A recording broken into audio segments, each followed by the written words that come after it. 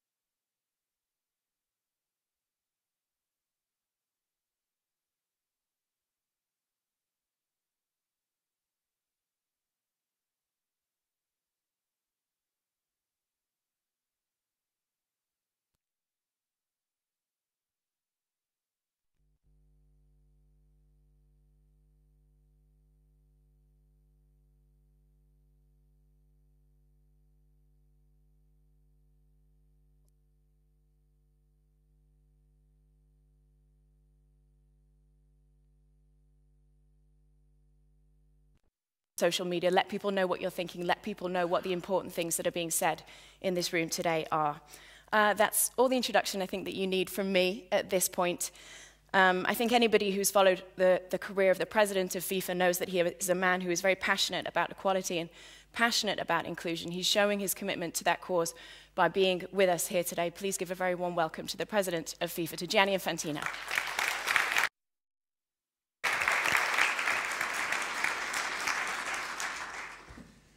Thank you, Kate, for your nice words. And dear ladies, dear gentlemen, welcome to all of you here in Zurich today for this conference for equality and inclusion, the conference of this year of 2018. It's a great pleasure for me as FIFA president and for the whole of FIFA to have you here today. You brought the sunshine. I'm sure by the end of the day, the warmth will also be there, at least inside this room. It is warm with all of you and with all of us. So whatever outside is happening, you know, we'll make sure that we bring the heat of the discussions also outside and the energy to make sure that the spring is coming. Equality and inclusion two important words for the world. And two important words as well, of course, for the world of football. Even if we are just taking care about this ball there and about football. Our role is to organize football. But we are also aware of our tasks and our responsibility, which goes beyond, of course, football. Because football can have many strengths and can be a force for good in many ways. So at FIFA we take this responsibility and we take it very, very seriously, never forgetting that we are a football organization. I cannot stress this enough. But we did a few things in the last couple of years. We increased the number of women in our council from 1 to 6. We appointed a lady as General Secretary of FIFA for the first time in over 100 years of history of FIFA. And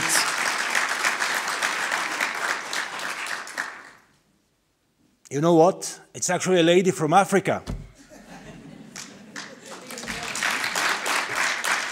And she's even Muslim. Can you imagine that?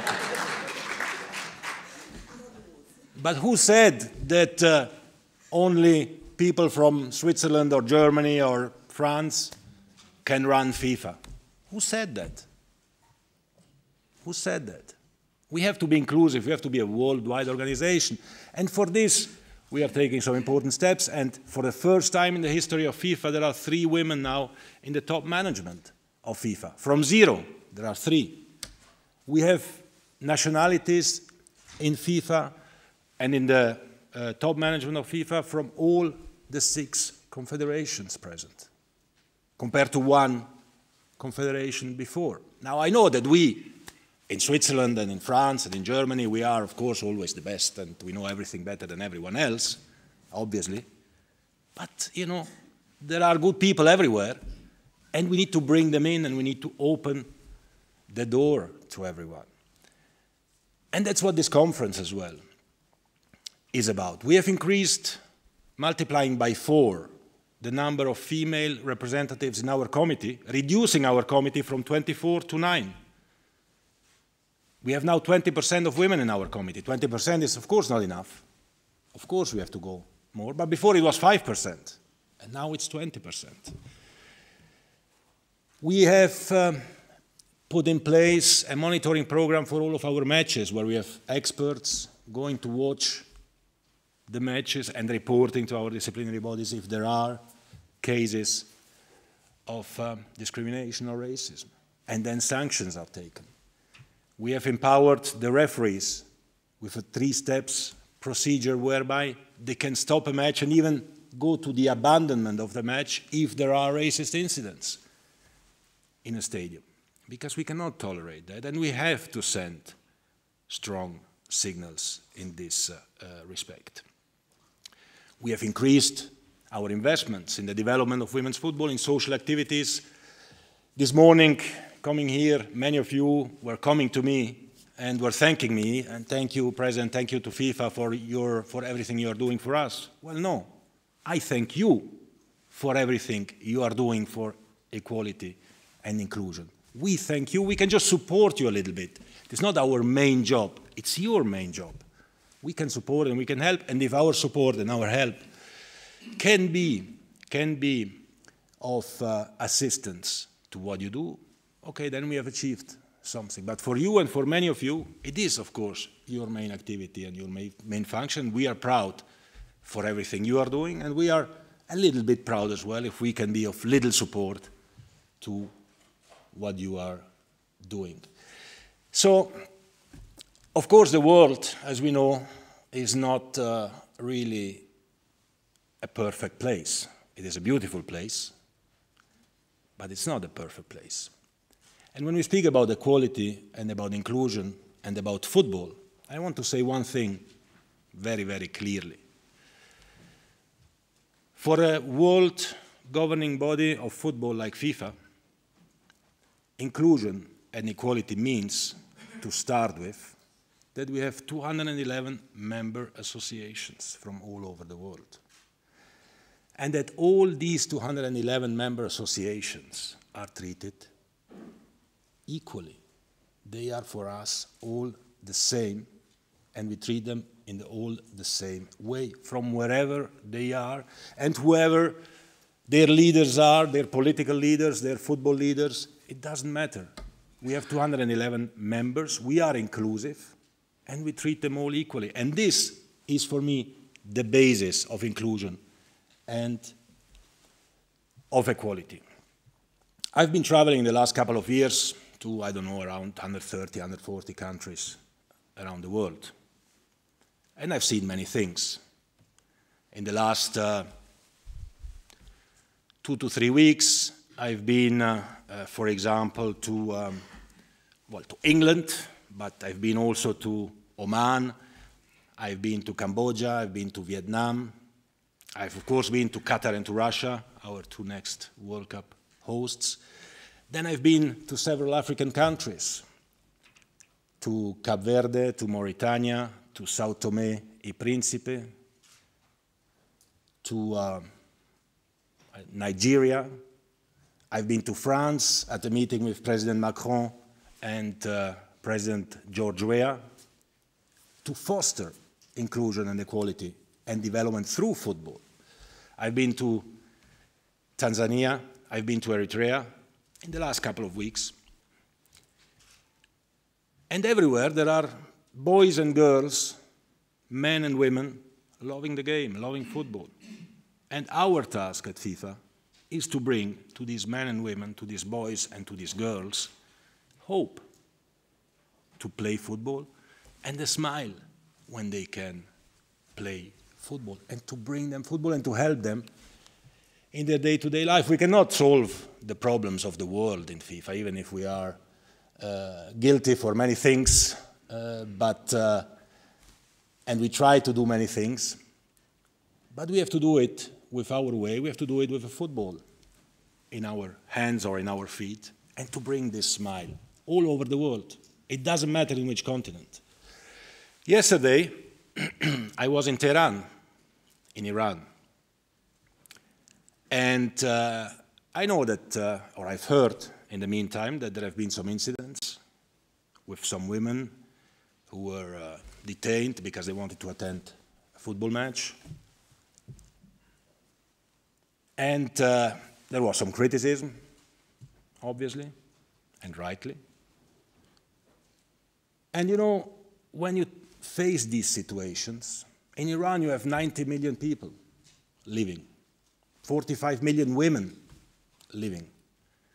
A big, big part of this population really loving football and being passionate about football. I witnessed it yesterday at this football game in the streets of Tehran. It was the derby between Persepolis and Eslegal. It's incredible, an incredible game for the match in the afternoon. Already at 10 o'clock in the morning, there were 100,000 people in the stadium and in the streets. Everyone, men and women, were in the streets of Tehran. So there is a true passion for football.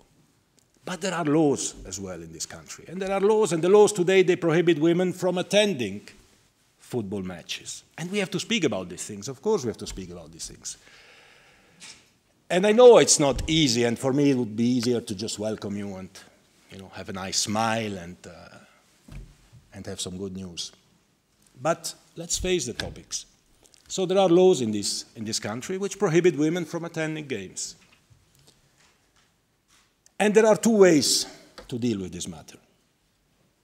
Either we criticize, we sanction, we condemn, we don't speak, we cut relations, or we try and go there and have a discussion and have a dialogue and try to convince the leaders of the country that they should give access to women in the stadiums.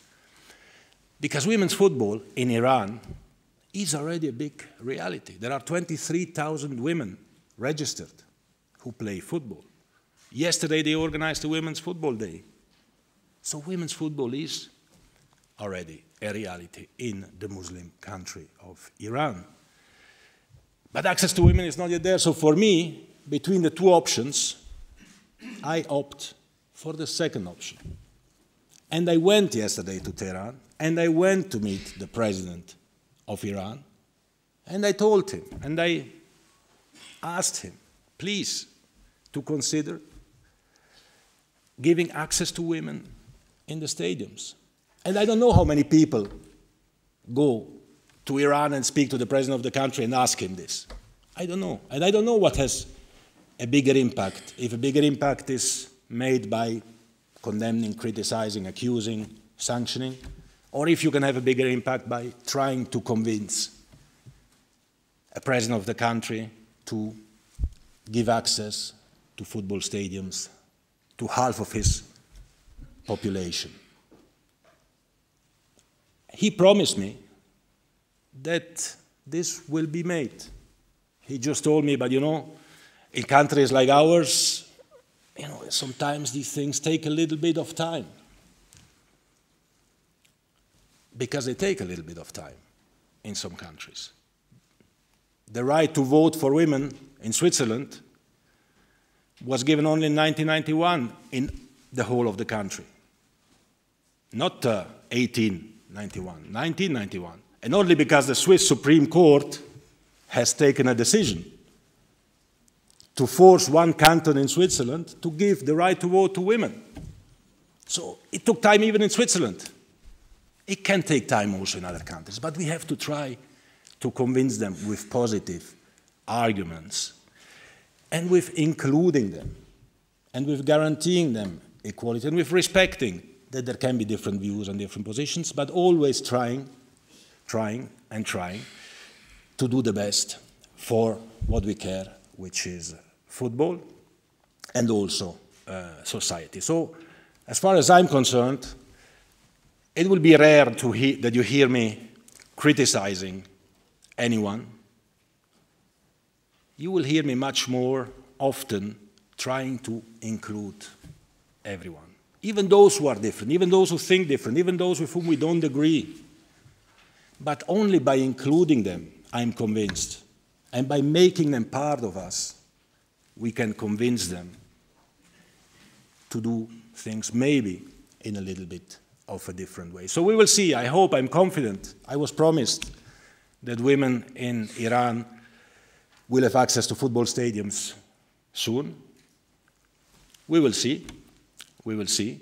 But I hope that this experience, which I made only yesterday afternoon, can maybe help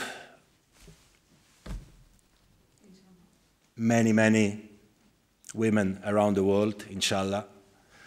And we will continue in any case to encourage this debate and this discussion.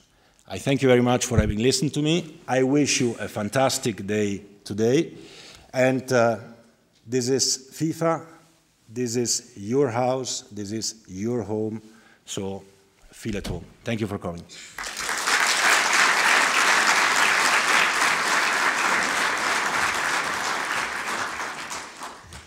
Thank you, Mr. President, for your great speech. I wish I can be as genuine as you in my speech, speaking without papers, but I have to, you know. So, good morning, ladies and gentlemen. Thank you for joining us today on this important occasion, the 4th edition of the FIFA Annual Conference for Equality and Inclusion.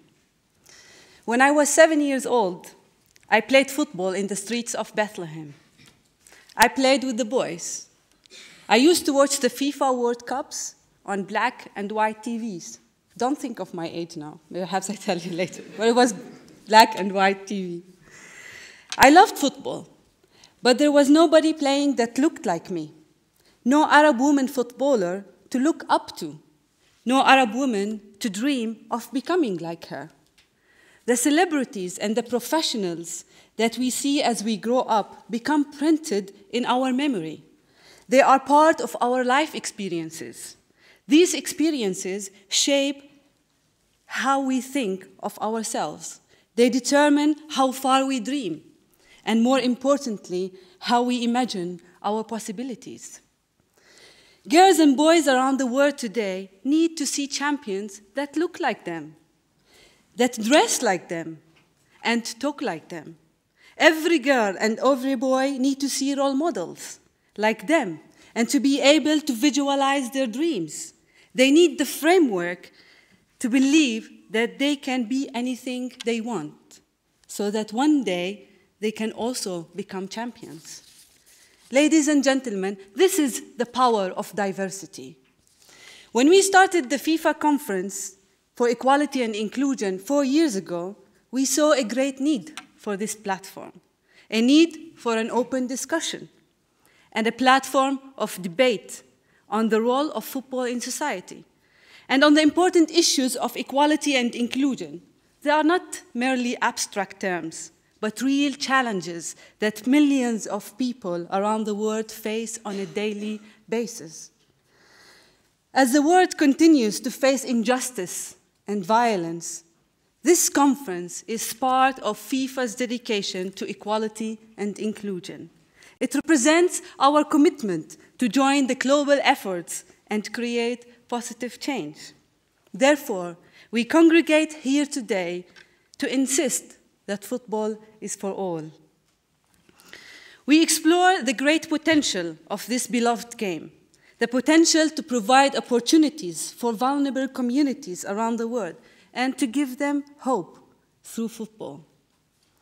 As someone who comes from a region where conflict and suffering are part of everyday life, and as someone who has first-hand experiences with football's ability to overcome barriers and create hope, I am a living example of the power of football. The FIFA Conference today is about cultivating this power and changing lives. Therefore, this conference, we highlight the stories of great heroes, the impressive lineup of speakers who were able to overcome great challenges with the help of football. We are honored to have you all here today, to learn from your expertise, to listen to your stories, to exchange ideas and knowledge, and to advance football and advance society through this beautiful game. Our theme this year, Pass It On, Hope Through Football, is a call to action, a call upon those of us who have been fortunate enough to survive and succeed, to share the opportunities afforded by football with the rest of the world.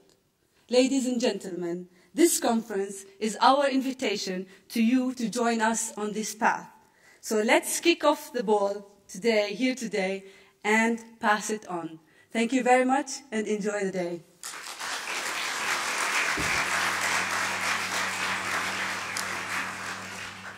Thank you. Yeah, thank you to Honey. She's done a fantastic job organising this conference. I'm sure you'll all agree she's worked tirelessly on it. I should at this point as well just say a very quick hello to everybody who's joining us on YouTube, on the Facebook live stream. Thank you for joining us as well. We're excited to have you as part of this conference too.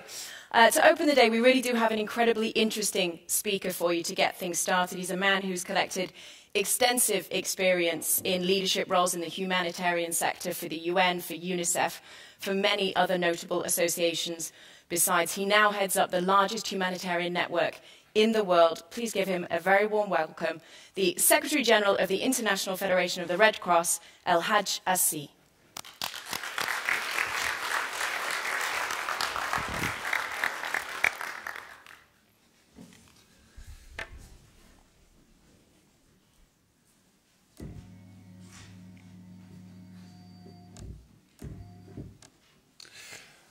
You can see that I played a different ball game, but I still love football. Ladies and gentlemen, dear colleagues and friends, Madam Secretary General, Chef Fatma, you see I cannot hide my pride to see you here as a fellow Senegalese, of course. But thank you all for inviting me and giving me an opportunity to be with you today on behalf of the International Federation of Red Cross and Red Crescent Societies, a membership organization working in 191 countries, with 14 million volunteers on the ground. alongside, many of your associations in the communities where we work and serve. When I was preparing for this address, I was a little bit torn. One part in me told me, just talk about football, that you define as the beautiful game, the global game we all know and love, the shared language. Talk about the magic, talk about the fun, and the incredible things that can happen, the bonding, when you simply throw a ball in a crowd. Another part of me advised that I must go far beyond that, to look at gender, to look at race, to look at human rights, and then to look at rights of children, to look at their safety, their health, to look at the poor, the excluded, the marginalized, and the vulnerable, and maybe many more. Well, I thought both sides in me were right, but I will certainly start with that shared magic that is the foundation of all the big ideas we will share today. And because I know that if I suddenly launch the ball in this crowd right now, we will see the same thing that we see in the pitch. There will be heading and passing, for sure. Now there will be some dribbling. I see in front of me some masters in that. And a lot of laughter and fun, for sure. Because football, as we know, is as much of a bond between people, between men and women, between boys and girls, between the rich and the poor, people of every color and creed, people in cold countries and warm, as almost anything on earth. Go anywhere in the world and you will see someone wearing maybe a Premier League jersey, a Bundesliga jersey, a Liga, and maybe even a Senegalese national team jersey. And you can strike a conversation straight away with that person because of the bond of that jersey that the person wears. There's a reason that so many people turn first to the back pages of a newspaper to go straight where the sport and the football is.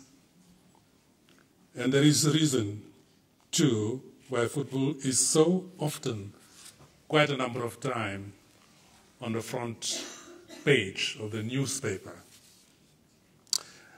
We have seen that through the magic of sport, and we've seen recently this graphically illustrated at the Pyeongchang Winter Olympics, with sport providing the platform for the cautious, yet extremely important step to embrace between the Republic of Korea and the Democratic People's Republic of Korea.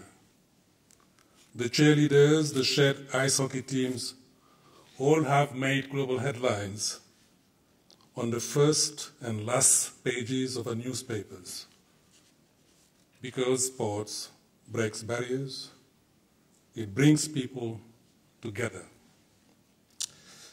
I'm told that during the height of the conflict in Sri Lanka, there would be times of an unofficial truce between the Tiger Tamil and the government forces as they watch Sri Lanka playing cricket. Everyone has a story of or an opinion about the power of football and how it brings people together. Some will recall as far back in history the Pirates of Peace and the British and German troops playing football in no man's land in Saint-Yvon, near Ypres, and that was on Christmas Day, 1914. Others tell me more recently stories about FIFA communication manager, Juani.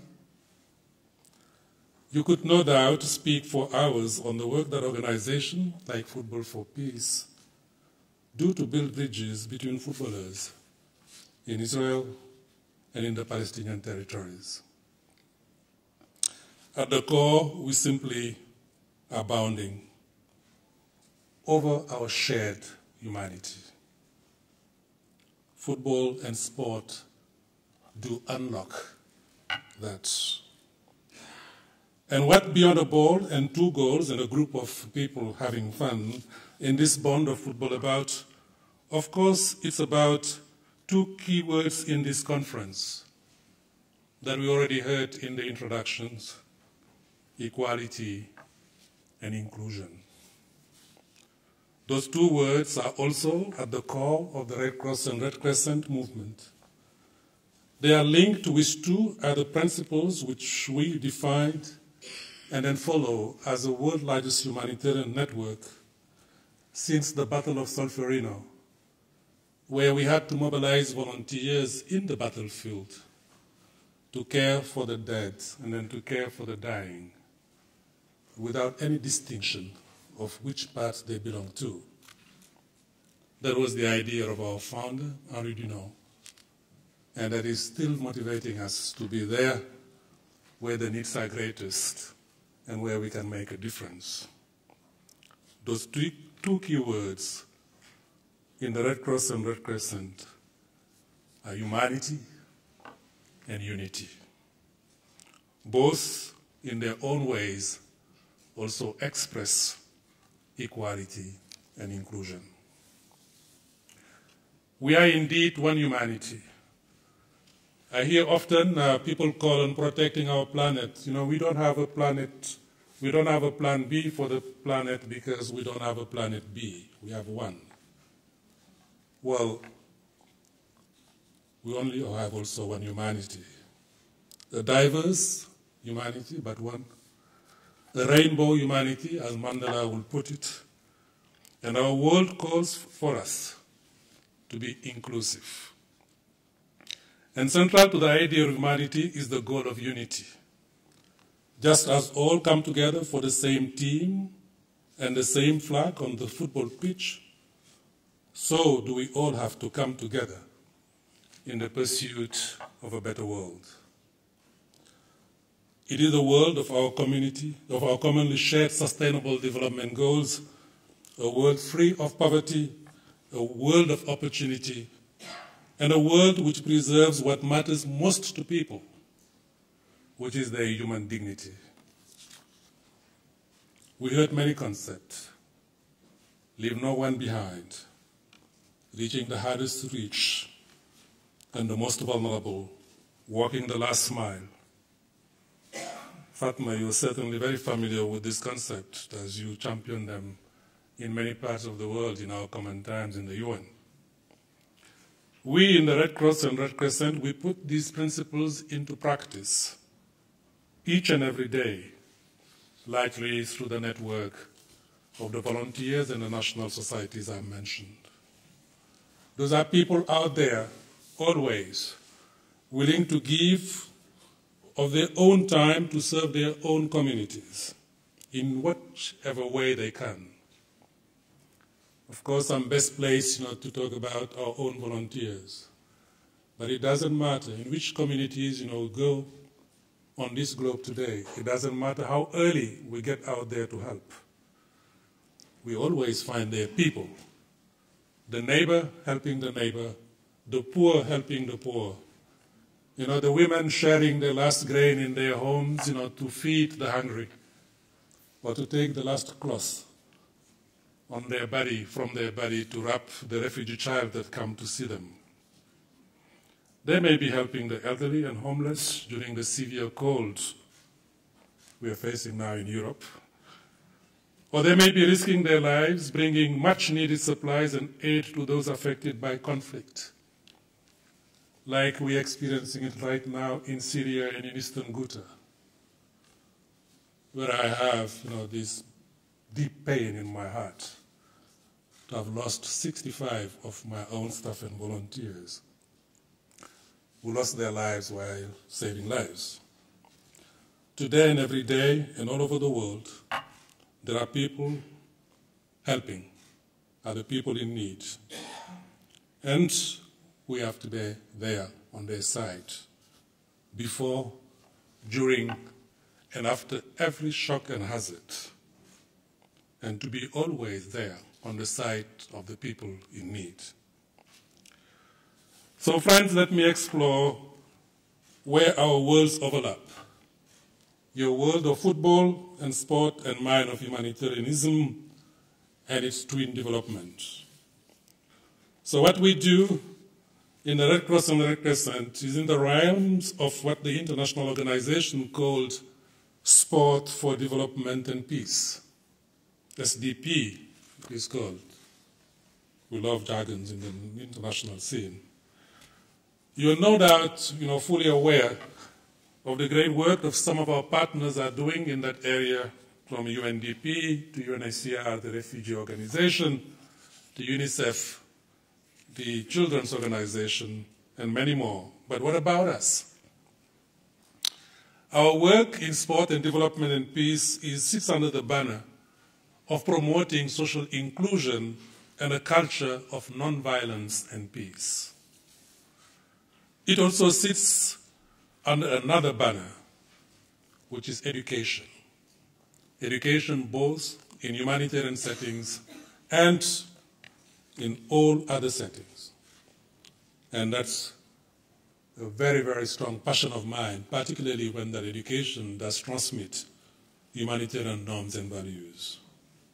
All this ties with our collective belief that sport, and especially football, can teach values such as fairness, team building, equality, discipline, inclusion, perseverance, and respect. It teaches universal values and responsible citizenship inside and outside of the ground, as much to players as well as to supporters. Some of these qualities that we learn on the field of play can be transferred to a bigger field, which is the playing field of life. For instance, I call to mind the work of the Spanish Red Cross and the FC Barcelona in launching a campaign to help refugees integrate into Spanish society. I remember the Jamaican Red Cross supporting the Football Association and promoting football as a way of ending violence in communities. I've witnessed in Latin America national societies in Ecuador, Costa Rica, and Panama, which have run an advocacy campaign called Friendly Stadiums, which aims to prevent violence in and around football grounds. I've seen close here in Europe the Danish Red Cross, which runs its sport for integration programs in family refugee camps in South Sudan and in asylum centers in Denmark. But here is some of my very favorite examples.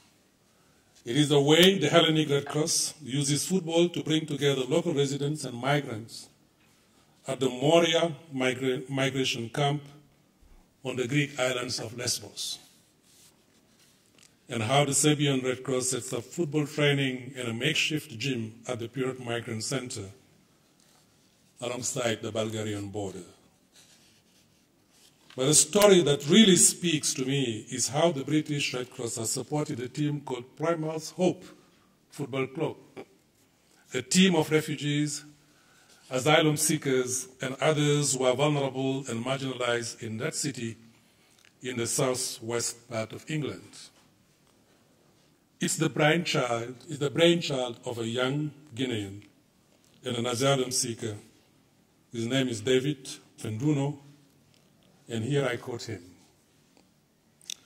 We started by thinking what our purpose and our vision was. People come to play football, but they also come to make friends and integrate in society. They hope to be accepted. We all have hope. I don't know if I will stay in the UK. A lot of people in the team don't know if they would be even deported. Everyone had the hope that the government will listen to their plea. Hope means a lot to me as a word. That's why we are called Plymouth Hope Football Club. End of quote. Our task is indeed how to take sport for development and peace to work up a gear and make it more systematic. Two examples of our work can hint at how the future might be. Let me quote one example of a program called Moving Together, set up by our Red Cross and Red Crescent Reference Center for Psychosocial Support. It's a handbook of experts in sociology, psychology, social work, sport, and physical education to help them deliver psychosocial support programs in crisis situations, be it in natural disasters or in conflict. The second is a program in what you might think a very unlikely place. In Myanmar, the Red Cross works with the Football United and the Asian Football Development Program to get its local branches and their youth volunteers to use sport for development, sport for health, and sport for education. So we can grow that even further. If we build, the 200 plus, national associations you have, and 191 national societies of Red Cross and Red Crescent in the world we have. Our federation could develop the concept of a sports delegate. When there is a shock and hazard, we deploy a health delegate, a shelter delegate, a water and sanitation delegate. But what about sports or football delegates into any crisis or humanitarian situation? That means having a trained individual with professional experience of using sports for development or for peace or for community work, who could be deployed alongside all humanitarian workers, because at the end of the day, it is about accompanying people to respond to their needs. Imagine a sports delegate in a place like Cox's Bazar in Bangladesh that is hosting today 700,000 refugees from Myanmar, among them 380,000 kids are living in the camps. Just how much such a sports or football delegate could achieve in young refugees by encouraging them to do things, of course, with their heart and with their heads, but also with their feet. I've been myself there most recently. I have seen children that have witnessed things that a child should have never witnessed. Children whose childhood has been stolen. And here we may have an opportunity to sow the seeds of a happy and responsible adulthood. The second way could be through being advocates for the role of sport and football, not least by using the auxiliary role to government and public institutions and authorities we have to work on national sport for development and peace policies and strategies. And then thirdly, of course, is through capacity building, to equip those many volunteers on the ground, including our 14 million ones, and national societies with the right tools and skills to work on sport, development, peace, inclusion. I know that you too in FIFA are also stepping up your activities in those areas. I know that in FIFA you are already doing things, and you will no doubt explore them further for the next few days. I'm aware of how you are going well beyond just sport for development and looking at all other implications of the game of football. I heard about your work on human rights and the participation in the Human Rights Advisory Board. I've also seen how you embrace the UN Guiding Principles on Business and Human Rights and ask its author, John Ruggie, alongside with Rachel Davis, to examine in detail and in practical terms how they apply specifically to you. It's clear that you are looking very closely at every aspect of the game of football and, very importantly, the way in which it interacts with the world around it. You are now starting systematically to look at the social impact of every facet of the game, on and off the pitch, working with your 200-plus member football associations. I've learned that you're also involved with the newly launched Center for Human Rights in Sport in Geneva. And there may be many more areas, many more other areas that we could explore together, and even together with the Red Cross and Red Crescent movement partner around. And that include in Qatar 2022, where the Qatar Red Crescent is already engaging with the National Football Association, to make sure that will be a historical moment, for inclusion and equality. Friends and colleagues, in the ruins of homes where we work,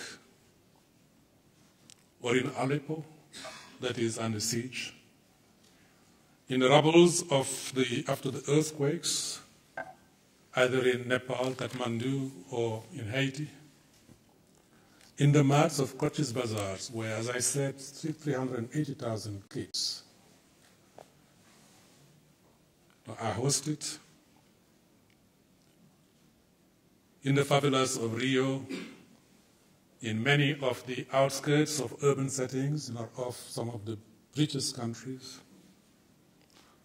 or even under the very hot Sahelian sun I'm coming from, we work and see every day smiles on the faces of many children through the simple fact of their running after a ball. They're running after this ball as if they're running for hope, and as if they're running for their dignity they would like to recover. They run, of course, to score a goal on the pitch, but definitely also they run to achieve a goal in life. So we have a chance to accompany them in that journey.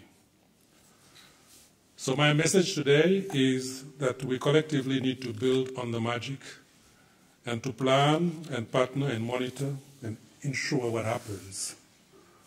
Because football is a great global good. It is one of the very special things in a very fractured world that can bring people together. Take some of the most vulnerable and excluded out of the margins of vulnerabilities and bring them into societies. Let's take our collective commitment, wisdom and experience, and, in your own words, in the title of this conference, just pass it on. Thank you very much.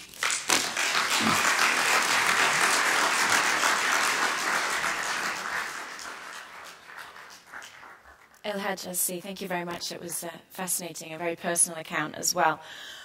With that, it is time to move on to the first panel of the day. This one is entitled Equal Opportunities in Sports. That's the first subject we're going to tackle. We're going to hear from an array of very, very interesting speakers on the importance of sports and football in tackling universal challenges, challenges like the integration of refugees and immigrants, the empowerment of women, the prevention of violence, providing life opportunities, and the recognition and inclusion of minorities, all hugely important subjects and areas that all these people are working into. There is a number of panelists, as you can see, who are involved in this one. If we do things this way, just because otherwise I feel we could lose a lot of time in applause, if I introduce everybody and they come up and then we give them one big round of applause, does that sound okay? Our first speaker has devoted her life to creating peace and pushing development for others. She campaigns really tirelessly for social and cultural progress and is a strong voice on social inclusion and gender equality. The founder and executive director of Horn of Africa, Fatima Abdulkadir Adan.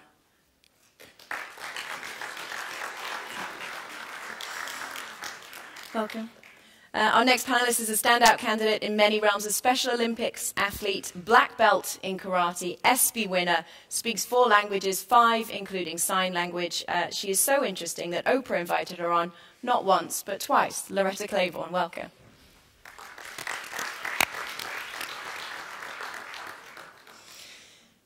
Any way you like.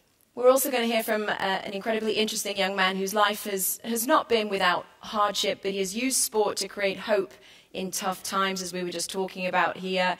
has now given his time to volunteer for the program that helped him through those tough times. Please, Soccer Without Borders representative, Washan. And one final panel member for this panel, an awfully impressive 27-year-old who is breaking down barriers in world football, the first female football coach in the Hong Kong Premier League. Please welcome Chan Yuen Ting.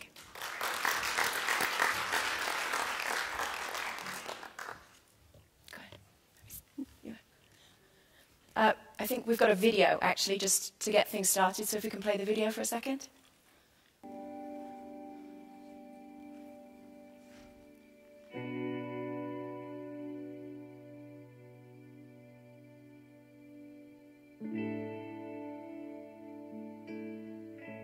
For the children is really important because most of them have never went out of the camp.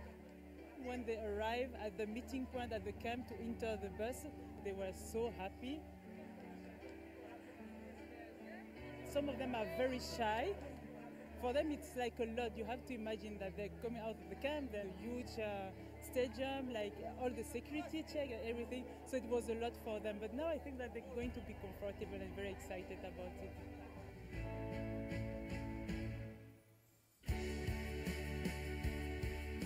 It is already a great experience for them. They really like to play football. They're playing football in the camp, and now having the opportunity to see other persons from other countries, like nationality at the other level, like really high level, play football, being here, for them it's something like, yeah, very, very important. And they are very enthusiastic about it. إنه كتير فرحانة وما أعرف قد بكون فرحانة. حاسة حالي إني يعني راح أطير من الفرح. أنا هذا اليوم راح أتذكر طول حياتي للأبد، لأنه أسعد يوم وأحلى يوم شفته بحياتي.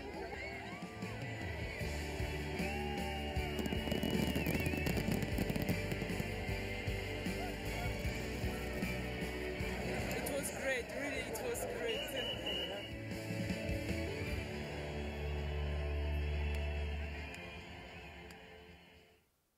It's a fantastic illustration of the power of football and the change that it can bring about in different societies. Just to remind you of the format, we're going to give each of these guys here a few minutes to speak. They've got 5 to 7 minutes is what they've been told to talk to us about whatever they would like to share. Then I'll ask them a few questions, and then we will open up the floor to you guys as well to get any questions out that you'd like. Fatima, if we start with you. You founded an organisation that uses football to create social change and cultural progress. We'd love to hear about your experiences, whatever you'd like to share. Thank you. Thank you so much for the invitation, and thank you for being here. I'm really humble. I come from a part of Kenya which I call Kenya 2. It's up north, and for me, the way I'm dressed, I'm veiled. Most people will look at me and I mention football, and they go, no, you must be doing something else. I was introduced to football by my father when I was 6 years old, and he held my hand, and we walked for over 2 kilometers to go and watch a game of football. Little did he know that time that this is what is going to shape my life and even bring me to the home of FIFA. I was just a kid then, and I was just a girl. I don't know why he did it, because it took me 25 years later for me to kick the ball. I went to school, I studied law, and for him, he felt he invested in his daughter to go and become an advocate, live in the city, drive a cool Mercedes-Benz, live in a big, nice house. But I just wanted to go back home and do something. And he felt so disappointed, because what I wanted to do was to play football. And he said, seriously? After all these years of being in school, I've made sure nobody brought cows and took you away? All you want is to play football? And I said, yes, Baba, I want to play football. It was back and forth, a lot of fighting with him. And I didn't have an office, and he gave me a room at home. And some days he would be so mad at me, he would lock up the room, so that I don't get out and do what I wanted to do. Along the way, 3 years down the line, he felt I'm not about to give up. And he decided to support me. So every day I'm organizing a march, and we have tribal fighting. He will accompany me. And I know even if I don't see him, he's somewhere in the crowd cheering me on and ensuring nobody will hit me with a gun, because those guns are cocked. They have the bullet inside. What I had was just a ball made out of trash. It was so useless compared to the AK-47, but it was the most powerful thing. My game was called Shoot to Score, Not to Kill. And it brought the tribal groupings that were fighting together. We will play home and away games. Kids who had never been exposed to the other tribes will have a chance to come together through this game of football. But what I didn't know was, as a girl, I'm not allowed to play. And I kept on asking, but why? Why is it written in the Quran that I can't lift my leg and kick a ball? Nowhere. But until you know your religion, until you know your culture, then you'll not be able to challenge it. I don't go to the village carrying a banner. And as the FIFA president said, whatever happened in Iran yesterday, screaming will not change it. It has taken me 15 years now doing what I do. But I engage, I talk, we have a conversation. And that is the only way cultures will change. That is the only way attitudes will change. People look at me and they think, I need help. I don't need help. Just give me the ball, I'll score the goals myself. I know what I want, and I know how to do it. And the only way you can empower me is to give me a chance to be able to do it myself. Nobody else can do it for me.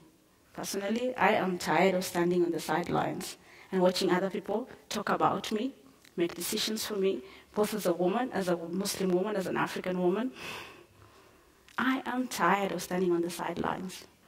I want to be in the game. I want to be at the table making decisions. And that is the only way we can cross the bridge and end all the inequality issues. Until then, for as long as someone else is sitting on the seat I'm seated on today, talking about my issues, then we will not solve the issues that affect me. I know my issues. Yeah, thank you.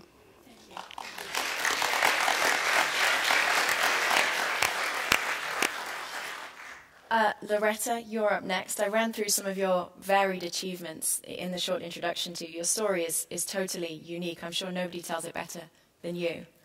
Give you the floor. I represent over 200 million people with intellectual disability. Special Olympics serves 172 countries, 5.7 million athletes, and I happen to be one of them. But my road was long. And it is still long. And I remember my mother talking about her time.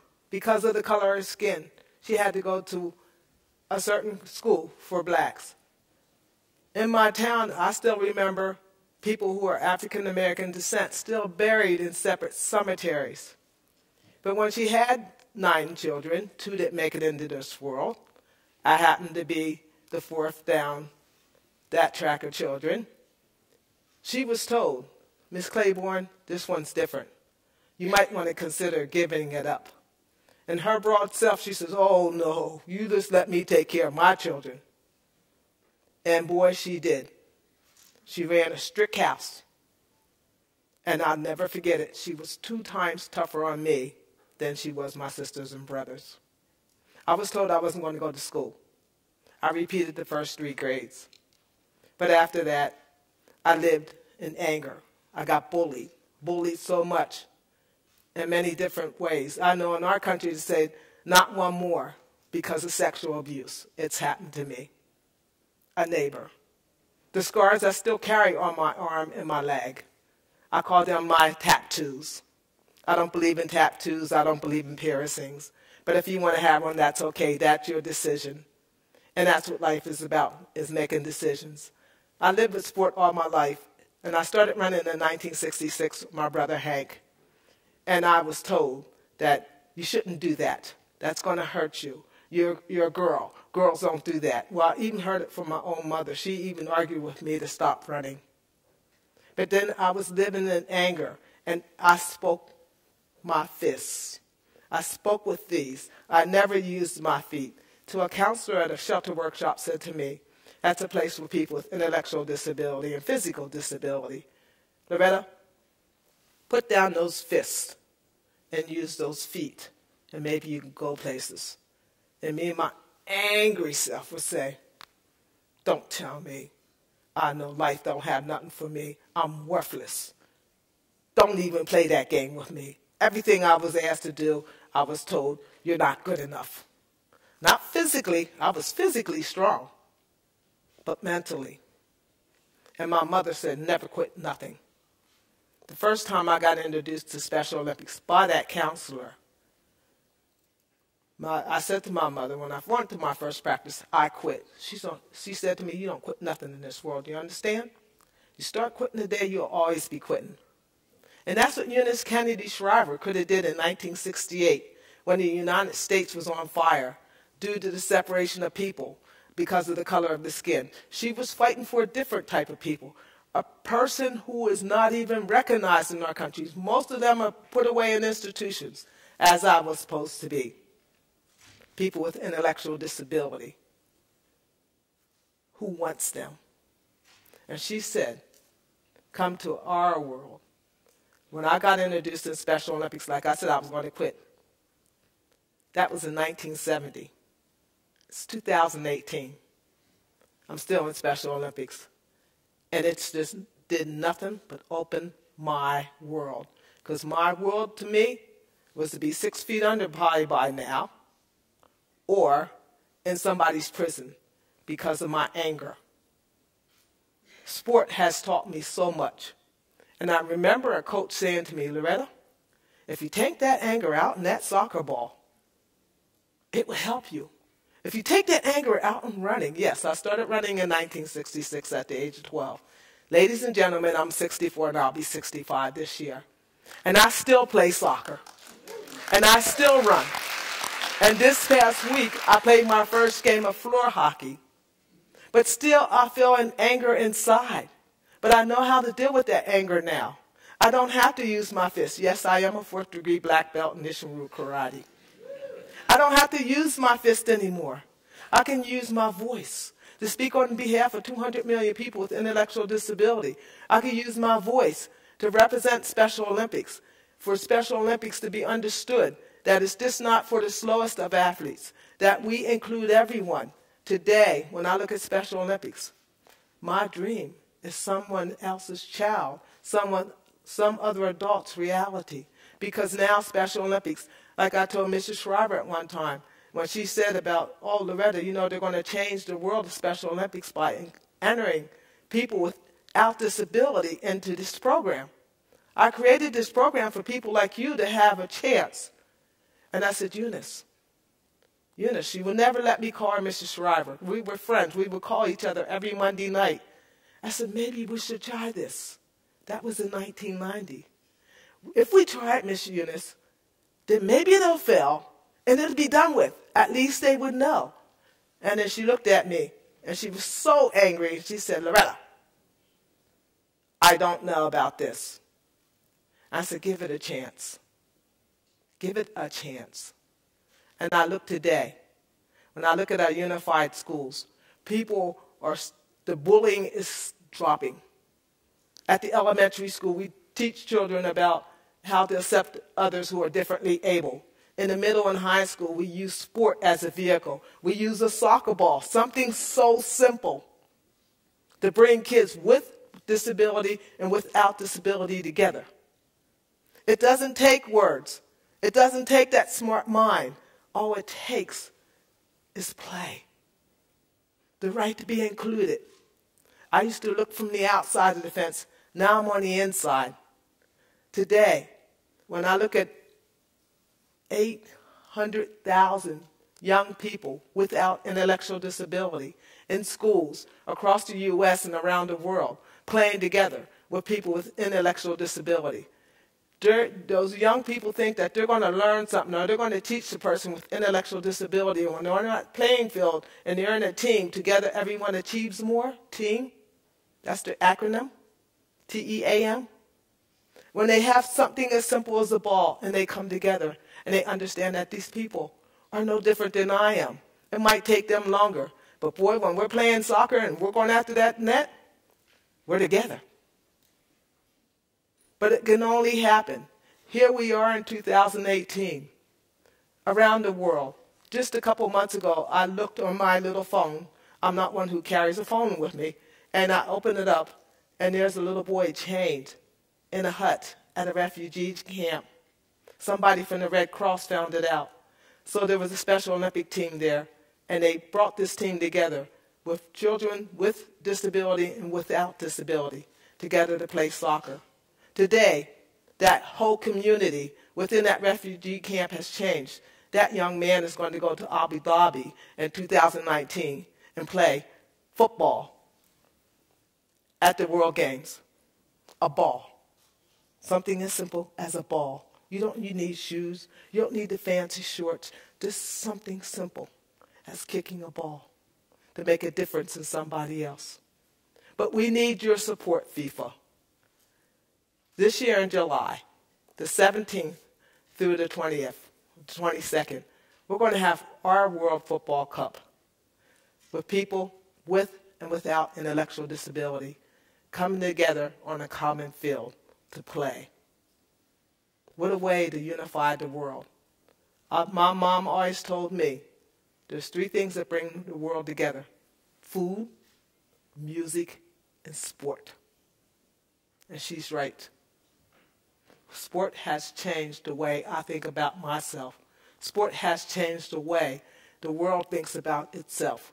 When I think about the countries at war, but yet, when the war is going on and the games are being played, things seem to cease.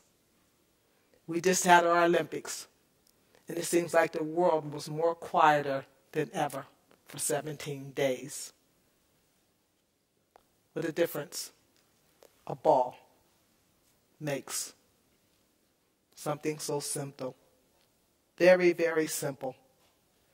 A foot, a kid, and yes, a senior adult. And I would like to say thank you to all of you. Thank you to FIFA. And I don't know if the president is here, but I hope that we can have your support to provide more unified sports across the globe. And if any of you have the opportunity, this July, Special Olympics turns 50 years old, to see or watch or come out to Chicago, you'll see some of the finest activity in sport. Baron de Coubertin, who created the modern Olympics, said, the race isn't always to the swiftest, but also to one who takes part. And in Special Olympics, it's about the one who takes part. To share and joy and camaraderie through sport. Sport has changed my life, and I know it's changing the life of the way people think about others. So thank you, spasiba, gracias, shukran, you all. And thank you all for having me here.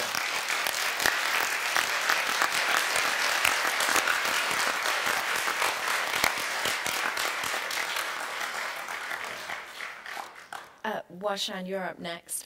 Loretta talking about the simplicity of the game of football, but the huge impact it can have in somebody's life. That's something that you've experienced personally. You found hope, you found inspiration through the game of football. Just talk to us about how that worked for you. My name is Washan. I'm 21 years old. I'm currently studying international business, and I'm a project manager for a valet company in Baltimore, Maryland, in the United States. I was born in Iraq in a small town called Anbar. All I remember, I was a little kid, all I remember that my favorite thing was to play soccer with my older brother and my couple of our friends. It was just a simple game. No shoes, no goals, no referees, no rules, just kids running around with a soccer ball on their feet, barefooted on the street. Everything was perfect. I had a simple, easy life, just like everyone else did. Until that day came on March of 2003, when the war started between Iraq and the United States. Everything turned upside down. I remember to get to school was the hardest thing to do as a kid.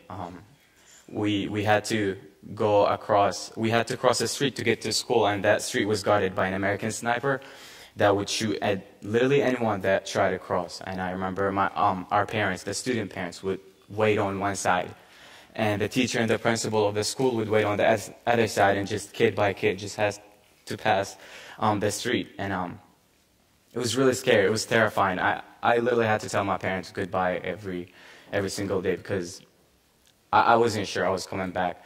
But it wasn't as terrifying as seeing my dad getting kidnapped right in front of my eyes. It was one day when my dad and I were hanging out at his shop. Couple men came in, asked for his name. When my dad stood up, they put a bag over his head. They were armed, they were masked. He was gone for basically 20 days. We were just looking for his body. we're sure he was not coming back. We were just looking for his body because we know he was dead. That went somewhere.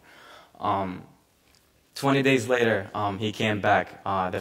He was bleeding literally from head to toe. He was tortured every single day, to the point the skin on his back like fell off. The first thing he said, he was alive, most importantly, the first thing he said was, we need to leave right now. We have 24 hours to leave the whole country, never come back, or all of us will get killed. So we left we immediately just left to Syria, and life in Syria was miserable. It was the first time I had to settle in a new place. I was only a kid. I had no idea what just happened. I didn't understand anything. All I know was home, friends, everyone I care about was far away from where I was. And I was facing depression, and I realized I need to do something about that. So I joined the soccer team where my brother and a couple of his Syrian friends created, and that's when I realized how important soccer was to me. A couple of weeks after, it was something I was looking up to, playing with them, just hearing their feedback about how good I am and how talented I was when I was the youngest one. Everyone was 5 to 4 years older than me, and it gave me hope. It just made me someone else. It made me look forward to every single day. And life improved in Syria until my parents decided to take the opportunity to leave to the United States after 4 years of living in Syria and through the refugee resettlement. So I was really excited, but I was scared at the same time. I was scared because I didn't want to face the same depression that I went through going to Syria. I was not sure I was going to adapt to a new language, different culture, different people. But I was really excited because I wanted to go to school in the United States. I wanted to see where I can take my soccer skills, and I mean, it's United States, it's the country of opportunity. I wanted to live the American dream. Come to the United States, we were settled in a really bad area. It was very unsafe. Even Americans literally were scared to live there. It was like a refugee camp. It was surrounded by people that hated refugees. It was very scary, and what made it worse is that neither I or my family spoke English at that time. Literally zero English. I barely knew how to say hello.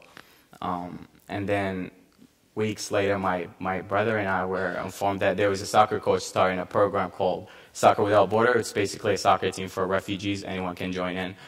I went there the second day of the program. My first day was the second day of the program. 3 things stood up to me that first day. One, the coach was actually a lady. I've never seen that before. I've never seen a lady coaches soccer ever where I come from. So yeah, that was like literally stood up to me the first thing. Second, there were like about 40 kids from all over the world. So many different colors, so many different culture and language, everyone speaking differently. And the third thing was that I've never seen a soccer field before. This was the first time me stepping in a soccer field. So I remember the first thing the coach did was put us in a small group, and everyone in that group spoke a different language. And believe it or not, when the game started, it felt like we knew each other for so long. It felt like we knew what we were trying to say, although none of us spoke English. Literally, none of the kids that were there spoke English. And it was amazing just to see through just the passion of soccer and our love for the game. It makes us understand each other. And you forget about where this kid from. You forget about what color this kid is. It's just about the soccer ball, the field, and it's just about one goal, and it's just, to win the game. And it was that day when I met my best friend, Glory. Funny story, I met Glory a week before the tryouts for the team. Glory's from Congo. His first day was my first day at the school. The only difference is he spoke English, I did not. I was really jealous of him. I hated him so much. He was having a great first day. I was having a really bad first day. I was just sitting in the back, slowly, had no idea what's going on. He was interacting with kids. He knew what to do. So I saw him at the tryouts like a week after from school. And I'm like, in my head, I'm like, oh, man, not this kid again here. So the second day in school, literally the day after tryout, I saw him in the morning. We had the same class. Glory walked up to me, and he gave me a binder. He saw me holding my papers and walking around school, so he handed me a binder. and I didn't understand what is it for. So I tried to tell him like what is this? So he literally took my papers, put them in a binder, and he was like, you put your stuff here, this is for you. That was like the best thing that someone did for me in the United States, because I was afraid that people would look at me differently coming from somewhere else, coming from a country that we were just in a war with. So he did that. It was literally amazing. If it wasn't for Soccer Without Border, I honestly wouldn't be the man that I am today. Soccer Without Border made me feel almost at home in a strange place. They gave me a second family. If it wasn't for Soccer Without Border, a lot of my teammate and I would have been dragged into a lot of terrible stuff, drugs and gangs where we were settled. It was, like I said, it was a really bad area, but they made sure we had good grades. We were good in school. They made sure we looked out for each other like a family. And I believe that soccer is a powerful thing. I do, because I experienced that myself. Moving from a country to country, it was never easy, but soccer was always the key to my happiness in the struggle. I've seen it bring a lot of people together, no matter where they're from, no matter who they are, what age they are, what color their skin is. It's just about, like she said, it's about the love of literally this thing right here. It's about the passion that you have for the game. And I just want to say the last thing, that I really, really wish for future generation of refugees that get settled anywhere in the world. I just hope they get settled in somewhere safer than where I was. And I hope that they get involved in something like Soccer Without Border, because it can change their life, because it changed mine. And for that reason, like you said, I volunteer for Soccer Without Border. I call it Soccer Without Border. We call it SWB, stands for Soccer Without Border. That's why I volunteer for SWB. And I just go to new coming families in the United States that speaks Arabic, because that's my second language, my first language. And yeah, that's my first language.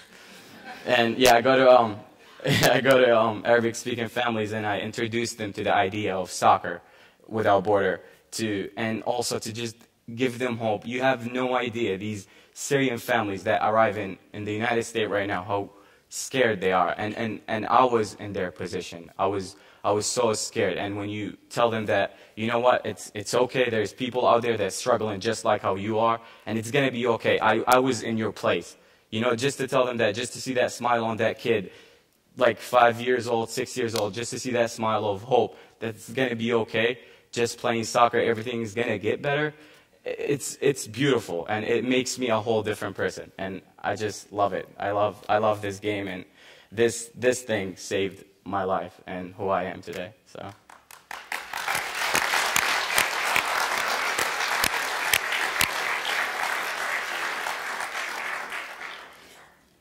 Thank you for sharing. That was really impactful.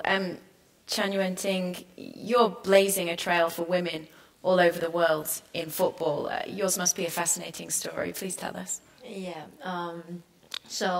Good morning, everyone. And it is my great honor to be here and share my story. So kind of interesting. Okay, hope you enjoy it.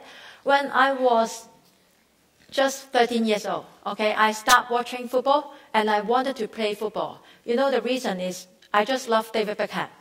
He's just, you know, that's the real reason, yeah. Just too handsome, okay? And then I started watching Manchester United, and I asked my parents to bring me to the football class. But they actually rejected, because they think that, especially maybe for Chinese, okay, football is for boys, it's not for girls. You should go to dance, go to draw something, and okay, so if you reject it, it's fine. And I actually, I signed my mother's name on the application form for the football summer scheme. And then that's why I started playing football, yeah. And when I was studying in the university, I started coaching some young boys, young girls in some primary school. That's why I think that if I can make my hobby as a part of my career, which is really a great thing in my life. Okay, and then how I become a head coach in Hong Kong, I think it was, everything was all by chance. Yeah, I am very lucky, very lucky.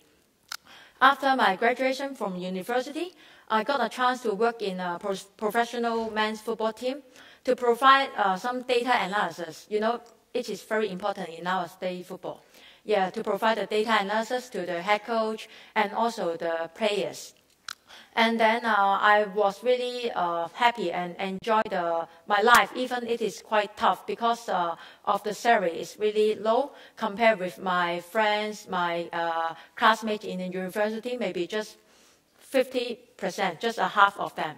Yeah, so that's why my parents actually argue with me a lot of times. Yeah. Yeah, there's always have a lot of argument between me and my family. Yeah. And then after I worked in that football club, I took some coaching license course in AFC, the ABC license. And then I keep coaching in Hong Kong. I moved to the others football club as an assistant coach. And then I finished, once I finished the A license in AFC. And then at that moment, I was moving to Eastern Football Club. And at the half of the season, that's mean in the December in 2015, the head coach left the club because he got a very good offer from China. Yeah, and then the club appointed me as a new head coach. Yeah, I was very surprised, honestly. And then I've actually faced and overcome a lot of difficulties after, once I become the head coach. So, for example, it's about the pressure. You know, as a professional team, the result always comes first. Yeah, so as a head coach, you have to take all the responsibility. Yeah, so at the beginning, I was really nervous and stressful. Yeah, I always worry that I cannot do my job well, something like this. Yeah, but I'm very lucky that all of my players, the assistant coaches, and the club, they trust me a lot. Yeah, they give me a lot of confidence to do. And then I just keep going. Yeah, and then secondly, it's about the communication problem. As we all know that men and women will have different point of view towards the same issue. That's true, yeah. And then moreover, I had never been a professional player before I become a coach.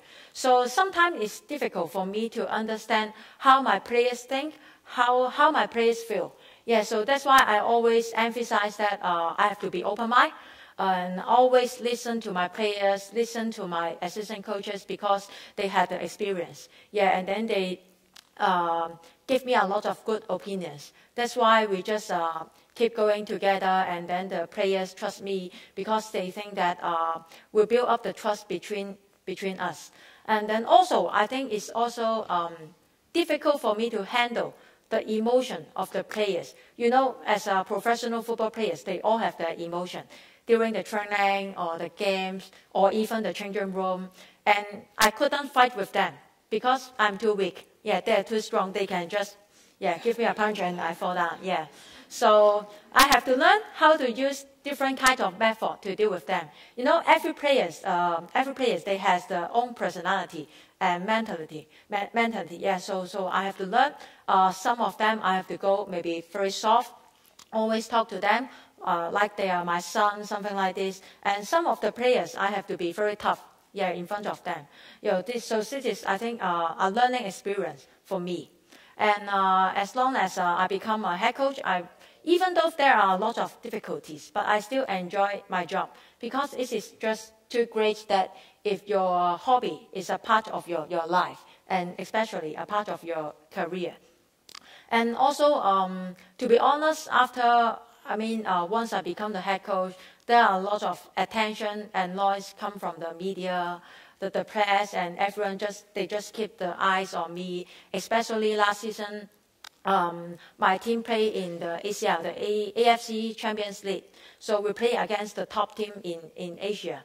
And we have got a lot of big defeat, to be honest. So it's not easy to handle the pressure and handle the noise from outside. You know, nowadays, it's so easy to say something, to criticize something in the social media.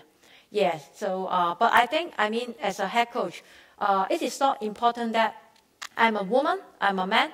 It's not about the gender. And also, it is not important that I'm the first one to win the league title or I'm the second one, the third one. But it is very important for me that I have to do my job well. Yeah, I have to improve my team and I have to get results for the club. So I try my best to pay all the attention on the team instead of the noise or the media. Yeah, I think this is the way that a head coach should be. Yeah, and then Also, I think I'm very happy to see that my story inspires a lot of women.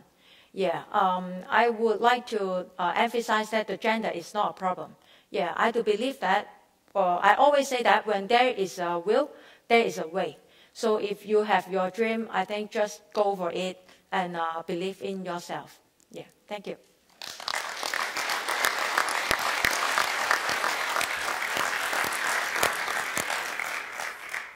Washan, you mentioned that when you first went to Soccer Without Borders on that first day that you joined up with them, it was a female coach, and that shocked you. It was kind of disbelief was your reaction. We were just having that conversation earlier. What do you think you learned through the process of encountering a female coach and being coached by a woman? First of all, I honestly, she was more like a mother to me than a coach, to every one of us. The thing is, she cared about us personally more than, I don't know, maybe it's different because she cared about us personally more than just, you know, the game. But personally, coming from me, she was really tough on me. The first year, I remember I was, if I needed something, I will do it. And she did not have that way. She made me literally being a sub for a whole season. I did not touch the line and went in the field a whole season. Second season, I was the captain. I learned my way. If someone did not pass the ball to me, oh, Warshan is going crazy. You need to pass the ball to me. That was literally in the team. And I learned that the hard way. She was really tough on every one of us, and I think she understood every one of us personally. Like she said, that's very important. And I don't know, maybe if it was a coach that's a male, I've been coached by a male, but Coach Jill always stood up to me because she cared about personality. She cared about being close to us, learning the type of player that we are, the type of person that we are inside and outside the field. And I don't know, maybe women understand men more, you know. I don't know, but men to men, it was always like difficult, you know. We can't have that conversation. I know with Coach Jill we had conversation that I'm really comfortable with telling her everything. I don't know, I was not comfortable maybe telling that to like a man coach. Okay. It sounds like there's a lot of psychology involved in you coaching men. There's also been, Changyuan, a huge amount of pressure, I think, and a lot of eyes on you. Do you feel that you have to do your job better than a man to be treated equally to one? I didn't think about this. I think if I think too much, maybe I give myself too much pressure. Yeah, so yeah, that's true. I think everyone, as a man or woman coach, we all have our strength and weakness. That's why we need to help each other in the society or in your football team. So that's why I need the help from my assistant coaches as well. Yeah, so I just try my best to do my job, like how to design the training, and I study sport medicine and health science master degree in university, and I know how to use my strength, and something like how to take care of the players, and then if I have any problem or question, I can ask for help from the others, yeah, from my assistant coaches. At this point in time, what do you think still stands in the way of more women following in your footsteps? Because it's still a very rare story at this point in time. Yeah, I think it's not easy. Yeah, it's not easy because especially in a lot of Asian countries, still have some gender discrimination. Yeah, but I'm happy that in these few years I received quite a lot of individual awards. Yeah, and then my story keep spreading out, and when I'm getting famous, I feel like more people they are inspired by me. And then as a woman, they understand that they have the right to go for their dream. Yeah, so I always encourage the youngster in Hong Kong or the woman coach in Hong Kong that they just try to believe in themselves, and yeah, just do it. Don't think too much. Fatima, you talked about the fact that gender, you feel, often stands in your way, means that you're on the sideline as opposed to at the centre of things. I know that you're on the board of Street Football World, which brings together 125 organisations which use the game for social progress and for social change. What's been the most valuable lesson you've learnt there? And just maybe talk to us a bit about what they do as well. Oh, thank you. I think for me, like, the whole, at times you literally have to knock on the door yourself, and you will, you know, coming from where I come from, things don't just fly to me or they don't come to me.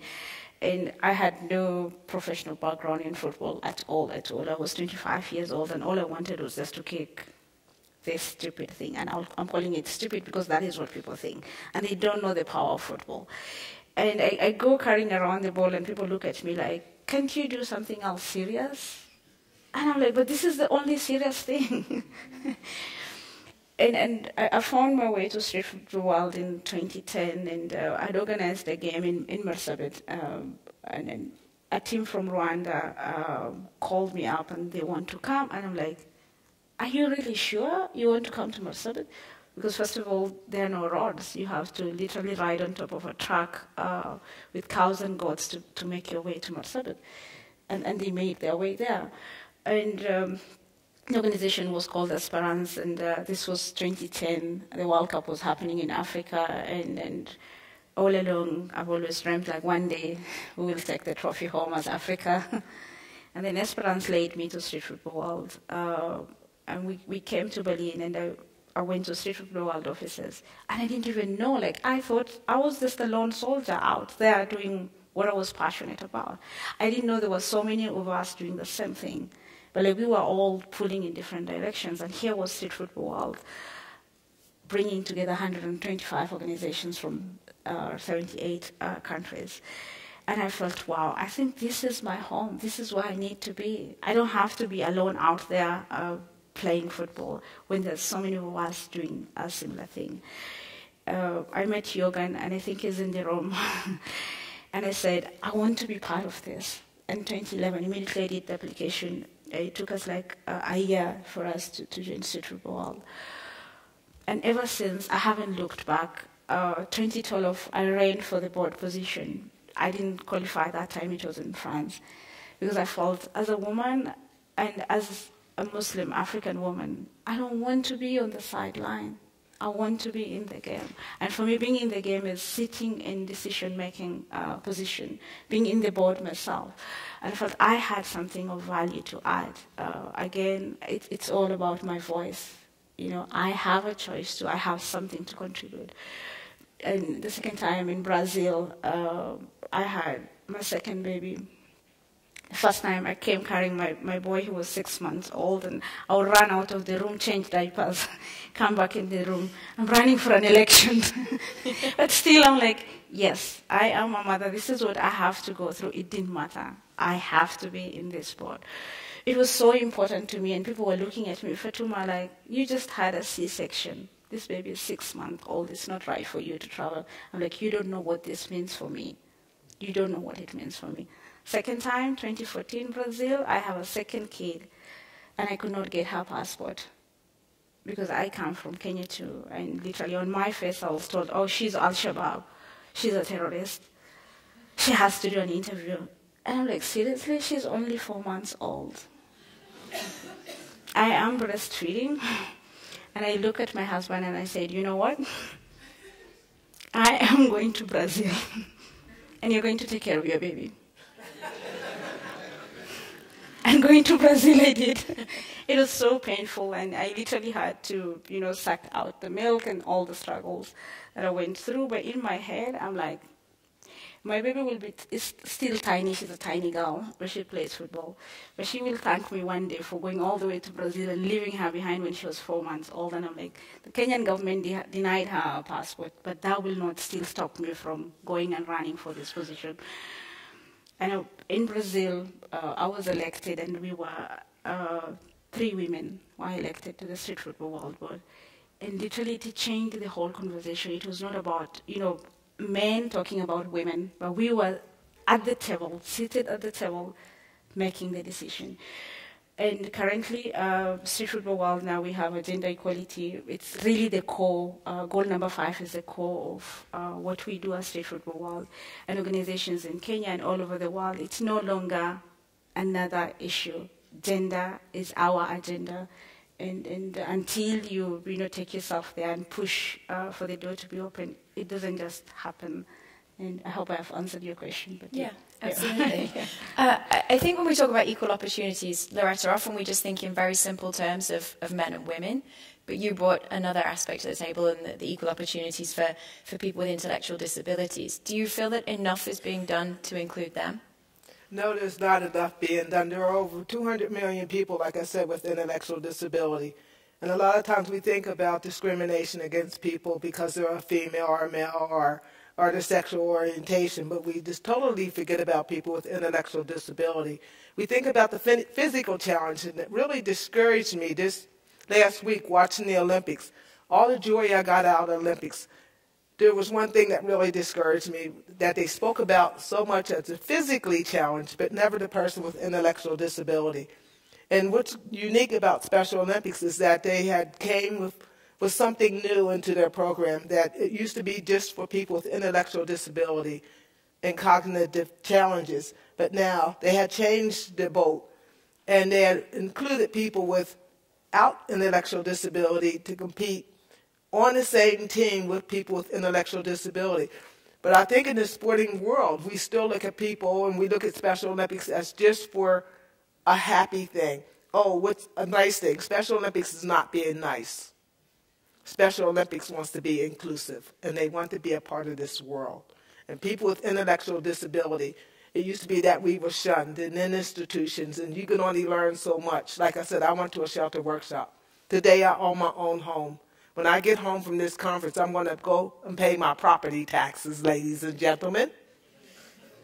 And yes, I complain to the city. So people with intellectual disability, I would never have that opportunity if I wasn't told by a coach, Loretta, and just like my mom says, you're going to have to learn how to survive. And how I learned how to survive was through sport. How I learned how to open up was through sport. And like I said, I was always told what I couldn't do. I had 2 honorary doctorate degrees from university. No, I can't heal nobody. But I can heal the soul by just starting by myself as one person. Eunice Kennedy Shriver started as one single person, and now there's 200 million people with intellectual disability. And not only that, I forget how many million people with intellectual disability has taken part in sport, 5.7 million people. And that's from the very young at 2.5 up to 7 as athletes to come into the program with and without disability to play together. When they turn 8, they come into the Special Olympic program, and in the schools now, they're bringing people with and without intellectual disability together. And they're finding out that it's not the program that it used to be. It's bringing people together. Inclusion. I believe in including somebody instead of excluding. And I hope I could use my life. And like I said, there's 5.7 million other stories out there that they could use their life to bring into the sporting world, to bring to FIFA, that we too should be included. And with your support, that we too can go on and play soccer and play many other sports as an inclusive world. Thank you.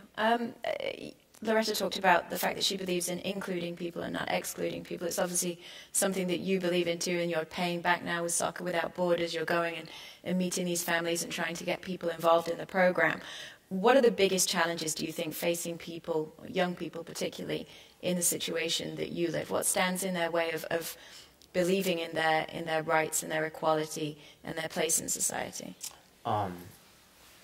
For kids, I think the first thing is when it's a strange place where they get to, like I said, is very strange. So the first thing I know when I go to someone's house is the parents would keep asking me, how safe is it? Are you guys going to come pick them up? Safety is really important, and that's, I think, the aspect that comes like in our way, because Soccer Without Borders now have to literally, the organization had to buy bus to get the kids from the practice to their house, but that's still, you know, in that place where we're like live at, it's not enough. They still have to go to school. They still have to do something else, and that's one. Safety is one. 2 is still gender.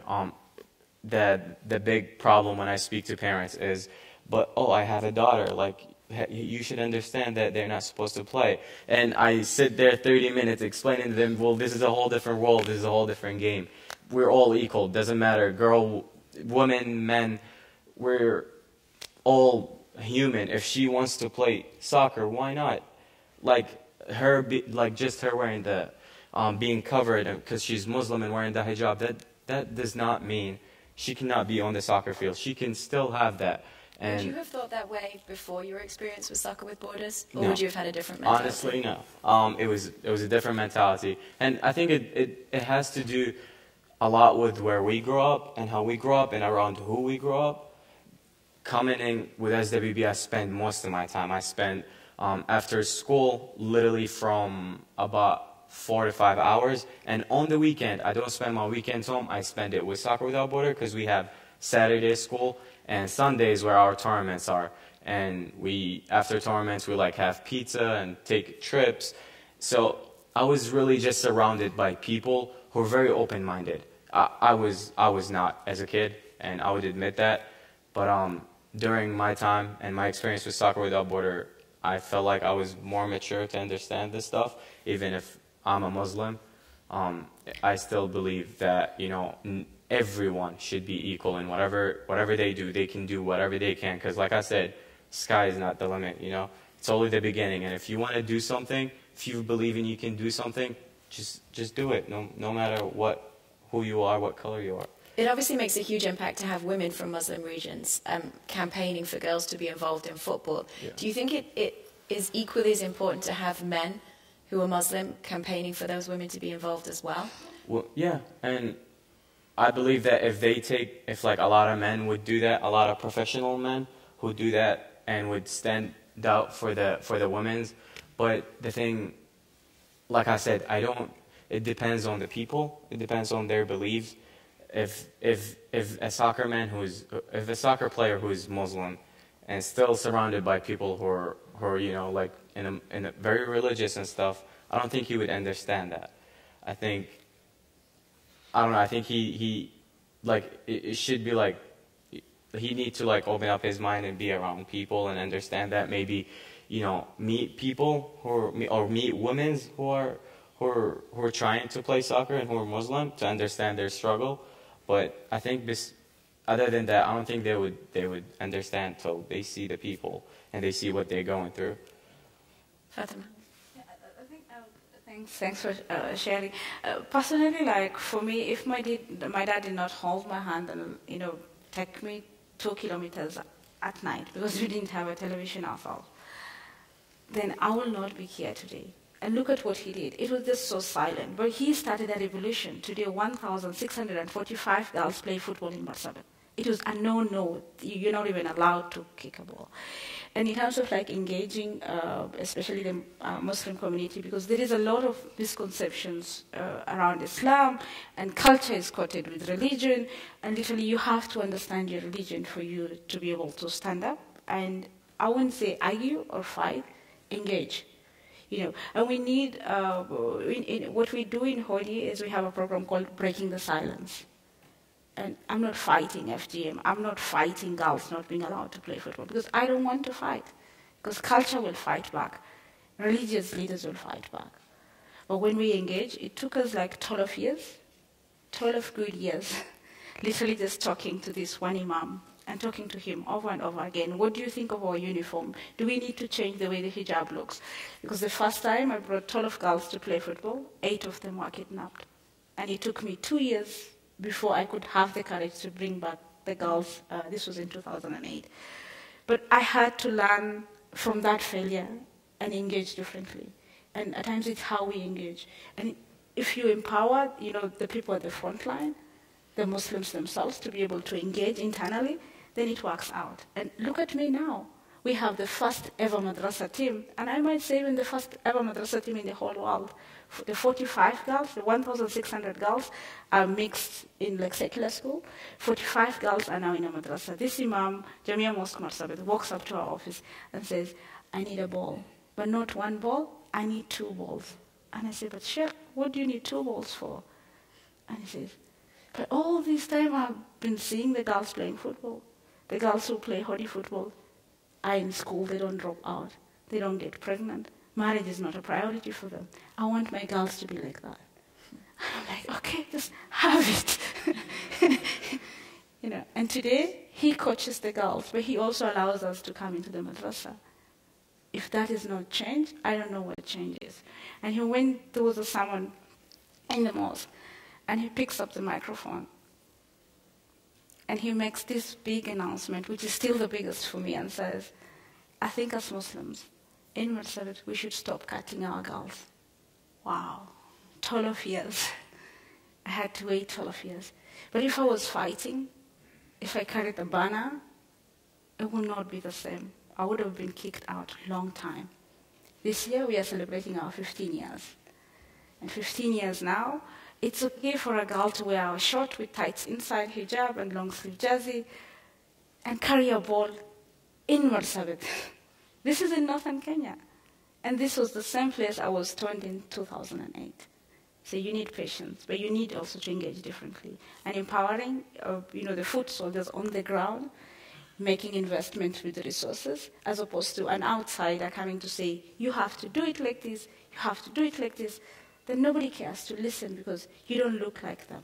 Mm-hmm. But if it is me, Fatuma, with a hijab coming to talk, and I respect my religion, I'm not wearing this just for the sake of wearing it. I believe in it. It's defined me. It's made me who I am. And I respect my culture too.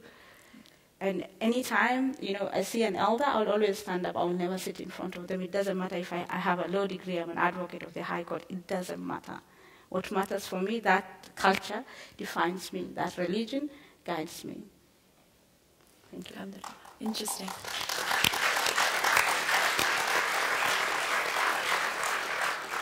We've got 4 incredibly interesting panelists, all who have massively different experiences. At this point, we'd like to open it up to you guys to ask any questions that you do have. Do we have a microphone? We do. If we could give us a second to get the microphone to you so you can be heard.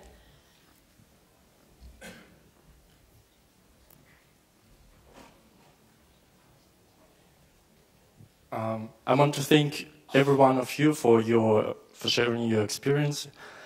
It's really inspired us and given a hope. My name is Alexander Agapov. I represent Russian LGBT Sport Federation. And as I said, your story is giving a hope. And hope through football is the leading theme of this conference. But without deeds, hope is dying. A year ago, my question will be to Loretta, but I think that everyone in this hall should think about an answer. So a year ago, we got in touch with one of the sponsors of the World Cup, Adidas, which is famous for this very strong position for equality and inclusion for LGBT people around the world. So we got a super welcoming support from the diversity department of this company. We together developed a football project and we sent it to the top management. Then there was silence. Yesterday I got a message which, well, to be short, means that they will not support LGBT sport football project in Russia. Though, once again, it will be in June when around the world they have the campaign for equality and inclusion, but not in Russia. Then, a month ago, we sent a football project to the FIFA. It's March 2nd, I'm standing here and I do not have the answer. We had a hope before the Olympic Games, we had a hope to stop the anti-gay law in Russia. In April 2013, Mr. Putin visiting the Netherlands explained the need of this law by saying that otherwise in such regions as Chechnya, gay people will be persecuted and killed. 4 years later, in April 2017, gay people are persecuted and killed in Chechnya. This is, to my mind, the result of ignorance from the Olympic Games, Olympic Committee, our ask to support us, because soon after the Olympic Games we had a sport event in Moscow, and every day we faced the police, we had bomb attack, and the only time when we had no troubles, it was an hour when the Dutch Ministry for Sport visited our event. But as soon as she left, 3 minutes later, the police arrived, there was gas bomb, and event was shut down. So what is worse, by the way, coming back to Chechnya, what is worse is that Chechnya is in the list of the football bases for the football teams attending the World Cup. The list is approved by Russian Football Union, and it is approved by the FIFA. So I'm asking you and everyone in this hall, having heard all this, what do you think? What the legacy will the World Cup have for the LGBT community in Russia? Thank you. Did you say the question is directed at Russia? I don't know, but I'm hoping that the LGBT community in Russia, just like those with intellectual disability, would be accepted. Yes, it's going to be a long road. You have to keep standing for your right. Does anybody else feel strongly about that they want to jump in, or no? Long answer short. I hope they get it accepted, because it comes back to the same point. It's not about women and men. It's about everyone. Everyone should be included. If it's the Olympics, if you can do the game, if you can play the game, it should be open up to everyone. And I think all of us have the right to do that. Absolutely. I'm sure everyone echoes that. If I could ask, of course these are subjects that are very personal to a lot of you guys, but if in the nicest possible way we could keep the questions relatively short, then we could hopefully get to more people. There's a lady over there in an orange jacket. Can we go there? Hi, I'd just like to say thank you to all of you for your powerful messages. While I passionately believe in the powerful nature that is soccer and its ability to transcend and surpass any forms of discrimination and fuel the movement for equality, I'd just like to ask you, what kind of advice can you give everyone in this room to surpass the barriers of discrimination in soccer, not just on a global stage, but also on a local stage? Anybody particular you would like to answer that? No, can apply all of them. Go ahead.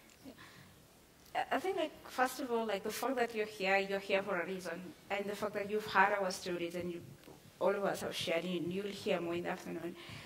But what are you going to do about it? For most of us, the saddest thing is if you're going to be quiet and you don't do anything. But ask yourself, what is the one thing that you're going to do? Because if I was alone, and I'm fighting this battle all alone, I would not be here. Literally, street football world led me to FIFA. And I'm here today. But imagine if we all combined and we held each other's hand.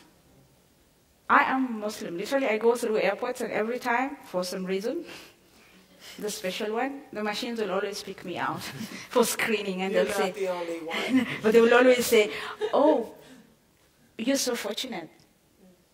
Oh, you have to go for screening. But I don't get angry. It's okay. I know I'm a threat in a nice way. But the only weapon I'm carrying is the ball. But ask yourself, what is that one thing that you have? That you can invest in me, that you can invest in what we're doing. That can make a change. It can be your voice. It can be one tweet. It can be your 1%, thanks to Jean and the Common Goal and all the people who are contributing. But all of us can do something. And the power of football, if you look, it's a whole movement. And today we are in the home of FIFA. But look at the World Cup is coming. Imagine if we invested 1% of that in football for good. How many children will we reach? And this is to all of you. What are you going to do once you live here? The World Cup is coming in June. What are you going to do between now and June? We can do so much. I don't know if I've answered your question, but it's to all of us. We cannot afford to be silent. Today, the women in Iran are being locked out. Am I going to just, sneak back to Kenya and keep quiet and hope all will be okay? No. I want to be involved. I want to be involved in that dialogue. It doesn't matter, I'm just a tiny nomad girl from the village in northern Kenya. But I think I have a voice, I have something to add. But look at all of you, you can amplify that small voice of mine and make it bigger. And that will be your contribution, and that way we will overcome all the inequalities that exist. If I do my part, you do your part, you do your part right there, then I don't think, it's not as big as we think, but if we all do our small part, then we will be able to overcome. Thank you. Fantastic, great answer. Yes, you guys can choose wherever you can get a microphone to. Yeah, hi there, I'm Ronnie Blaschke, I'm a journalist from Berlin. I have a question for the coach of Hong Kong. Sexism is not always noisy and right into your face. Could you describe how sexism is, in your example, hidden and subconscious, like views or comments of journalists? How did you, what kind of examples did you face? And on the positive side, you here now as not just as a coach, you are a political figure. What other organizations invite you? Did you get requests of sponsors? How did your life change? And does it somehow has a negative effect on your coaching as well? Because maybe your board or your players say maybe you should coach more and not don't go to conferences in Switzerland. How does it change your job and your personal life? Yeah, definitely. It's not easy to keep a good balance between the team and the other stuff. And, but I think everyone, all of us, we need to have our own priority. Yeah, so I know which thing is the most important for me.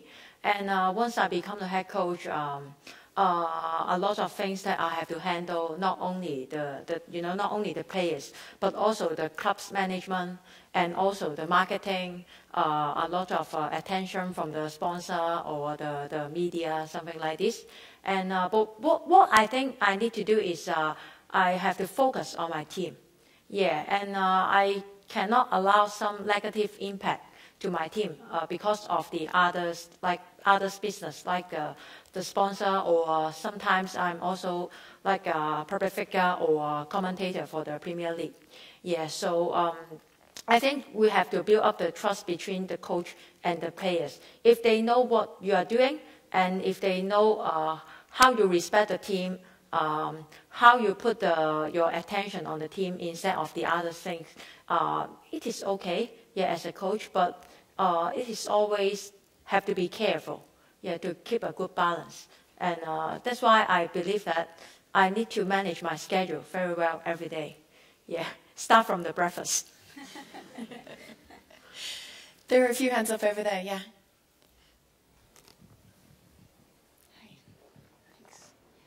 Hello, my name is Sarah. I work for the Youth Olympic Games, my daily job, so I strongly believe in the power of sport to bring together people. With big migrations going on in Europe right now, and especially in my home country of Germany, with over 1 million refugees having come in the last few years, what would be your recommendation, maybe especially Fatuma and Washan, for European governments, especially with the rise of xenophobia in the last few years? How can they use football and sport to bring together the new arrivals to Europe and the existing societies and the different groups of existing of society through football and through sport? What would be your strong recommendation to governments, to European governments? I know think it's a big question, but... Well, I think safety is first. Just put refugees in a safe place. But if we're talking about the government, especially youth who play soccer, and I had this conversation yesterday, I think the FIFA should allow people to choose for what nation they want to play for. So say a youth that was like 5 years old right now, gonna grow up in like 20 years and he has to choose, say he was from Syria, he has to choose between Germany and Syria, but they wouldn't let him play for Germany because he was not, born there. I think that's the whole point of, having different, like, diversity, and that's the power of, You know, if I wanted to play for the United States, I think I should have the right to. If I wanted to play for Iraq, I think I should have that right to. I think they should just let them play for whoever they, and not make it so complicated for people when they grow up to choose whoever they want to play with. And that's a question, I think, for FIFA more. I think they should just make it easier for them to play for whatever makes them comfortable, whatever they want to represent more. I think that's one of the main things that the government FIFA need to work on definitely in the future. Because I know, even in the government, they make it so hard. I know a soccer player who plays for the national Iraqi team. His name is Justin Merrim. He was actually in the U.S. and he graduated from a college in the U.S. He was not born in Iraq. His parents were Iraqi. But he had the opportunity to play with U.S., who are a better team than Iraq. But he actually wanted to play for Iraq, and the government just made it so difficult for him to get his papers to play for Iraq, which is, I think, is the wrong thing. I mean, this is a person who want to represent the nation and want to share his story. He's coming from a whole different country, want to play for whatever he feels powerful for, and I think they should just make it easier for people to choose for whoever they want to play for in the future, hopefully. Oops, I think it's fallen to pieces. I'm afraid we're out of time. We have overrun slightly, but we did start slightly late. I just want to say a really big thank you to this panel, and I'm sure you agree they've been hugely interesting. Loretta, Fatima, Chanyuan, Washan, thank you so much for being here. We really appreciate you sharing your stories. Thank you.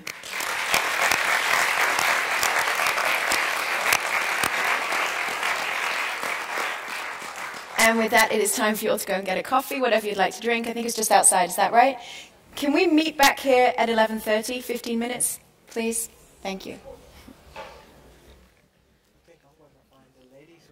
Thank you.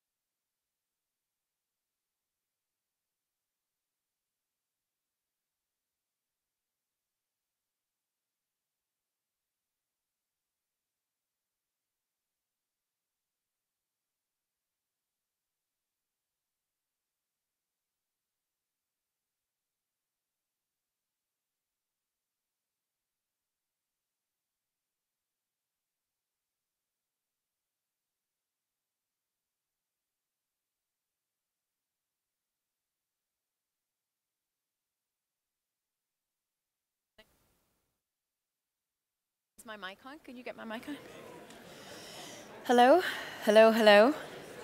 Thank you all for coming back. Welcome back, everybody. Welcome back to anyone joining us as well on Facebook Live, on the YouTube stream. It's great that you're joining in, great that you're present for this as well. FIFA, I think we've all learned that equality is great, but we ladies do need more bathrooms. So a special request for that perhaps for future years. It was so interesting hearing our last panel there talk about, you know, their different stories, the journeys that they've been through. There's clearly a real belief for anybody who was involved here and for those who have lived it, that football does have such a power to be a tool for equality, a tool for inclusion. It's something that we really felt, I think, very strongly from our speakers there. The next panel is called Integration Through Sports. And it's a story we heard repeated then again in that panel beforehand, but for this next panel we're going to bring in experts who are working specifically in that field of integration to discuss and to analyze different ways to use sport and to use football to that end. I'm going to do the same thing, introduce our various panelists. We've got 4 who are here. Well, actually, sorry, we've got 3 who are here. Mel Young hasn't been able to join us. He is in snowy Scotland and hasn't been able to make the journey, but he is going to be joining us by video conference. So you will see him throughout, but you'll just see him on the screen up here. We are honored today to have the Head of Security and Minister of Sports for Zurich with us. His role puts him in charge of social welfare, of migration and of sport, all 3 of which, of course, are hugely relevant to today's discussion. Mr. Mario Fair.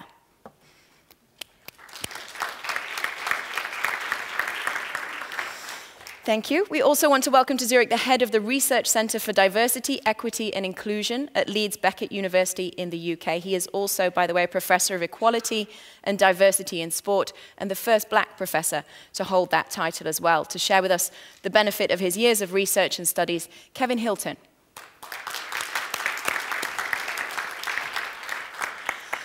Real Madrid, for all you football fans out there, is a club, of course, we all know well.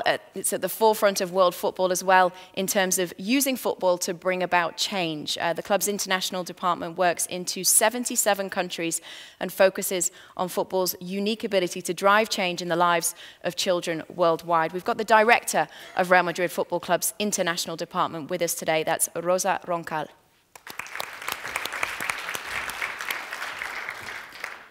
And the other panelist that I already mentioned that is with us in spirit and mind via video conference today. He has a really interesting story to tell, the story of the Homeless World Cup, which I'm sure many of you have already heard of which he is president. The competition works in 74 countries, touches the lives of over 100,000 people each year. The president and co-founder of the Homeless World Cup, Mel Young, welcome along to you as well. If we can't see you now, we will see you very shortly. I have already seen him on the video conference. He is with us and definitely listening.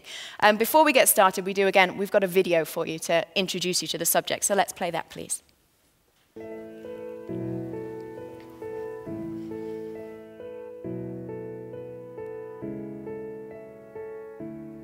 I live in Garden Hills, in the settlements.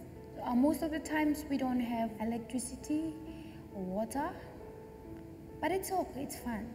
Before the tournament, I was just at home, just doing nothing because we don't have opportunities to go out finding jobs since we don't have certificates. You sleep, wake up, and you don't know where your life is, you don't know what to do. It's just like you're lost. When the FIFA tournament came to Papua New Guinea, I felt like the people who work in the program send messages outside and let all the young people know that if you are doing nothing at home, you're welcome to come and join us.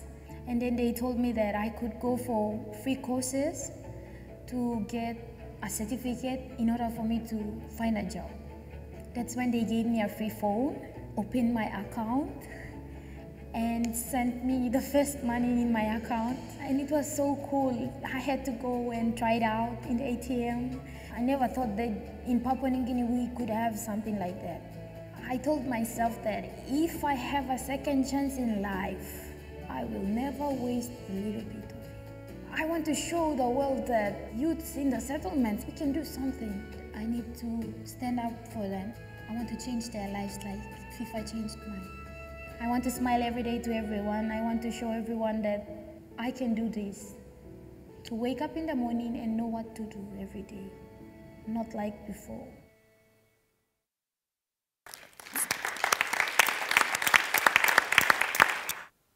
story, and there are so many inspiring stories to be told about people's lives and the way they've changed through the game. Mary, if we turn to you first, you're the Head of Security and Minister of Sports for Zurich. You also served in local government for a long period as well, I know, overseeing youth policy and promotion of sports. So you've gathered a wealth of experience in this arena. Just talk to us about your thoughts today. Yeah, thank you so much for inviting me, and FIFA is always very welcome here in Zurich, as you are all. Thank you so much for having me. I'm very happy to be here today. As you might not know, Switzerland is a country of immigration. We have one of the highest percentages of foreigners. We have more than 26% of our people are foreigners, and as a politician I have to think about how can we integrate these people. So we have different opportunities. We can do them by schooling, which we are doing in Switzerland. We can provide them jobs, which we are doing. We have a very low unemployment rate.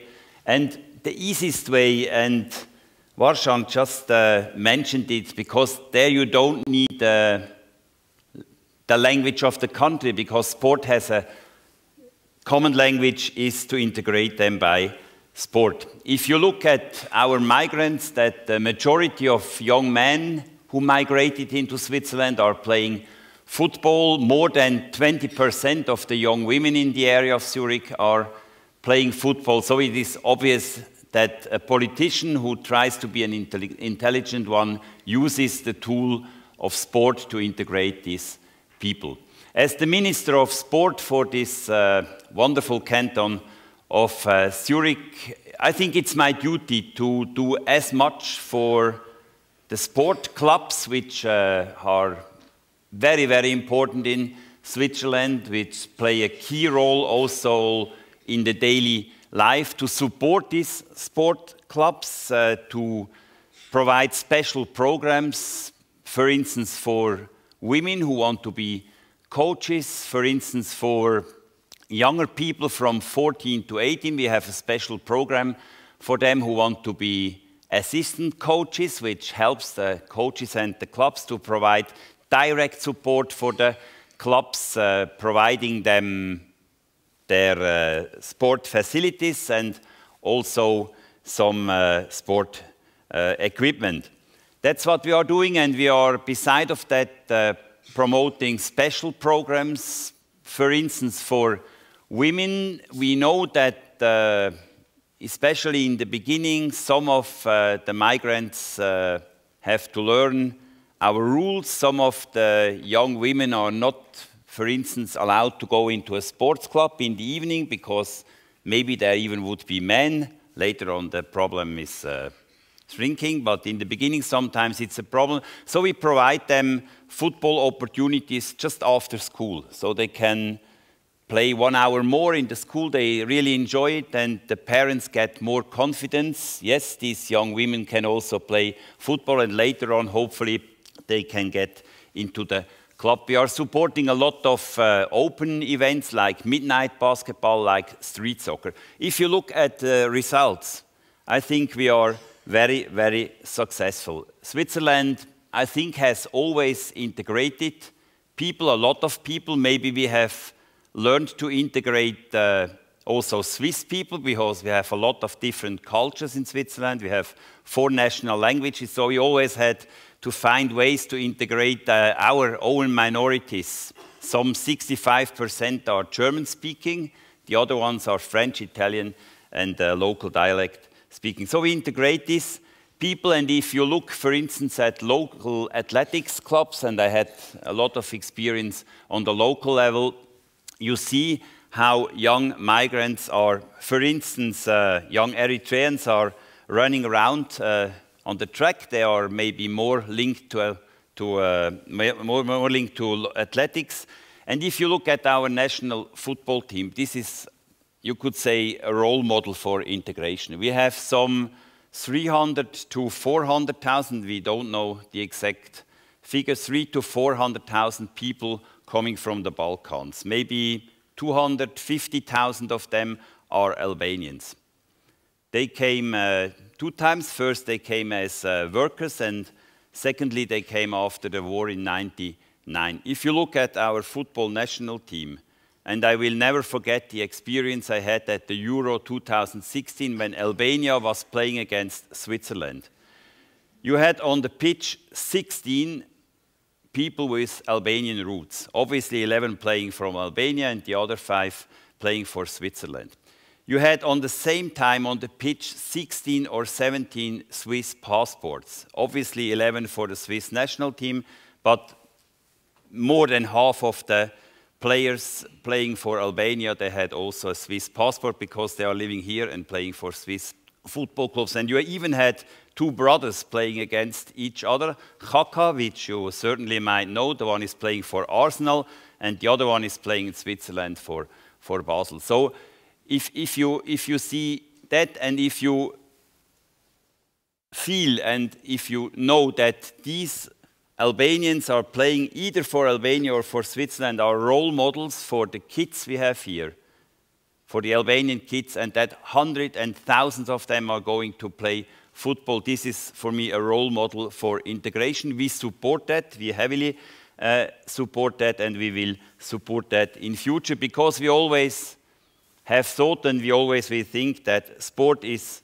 good for everyone, and everyone has the right to do sports, because it's the easiest way to integrate into a society. And as a politician and as a member of this society, I have a huge interest to integrate everybody who will be living here in Switzerland for a long time, and that's what we are doing.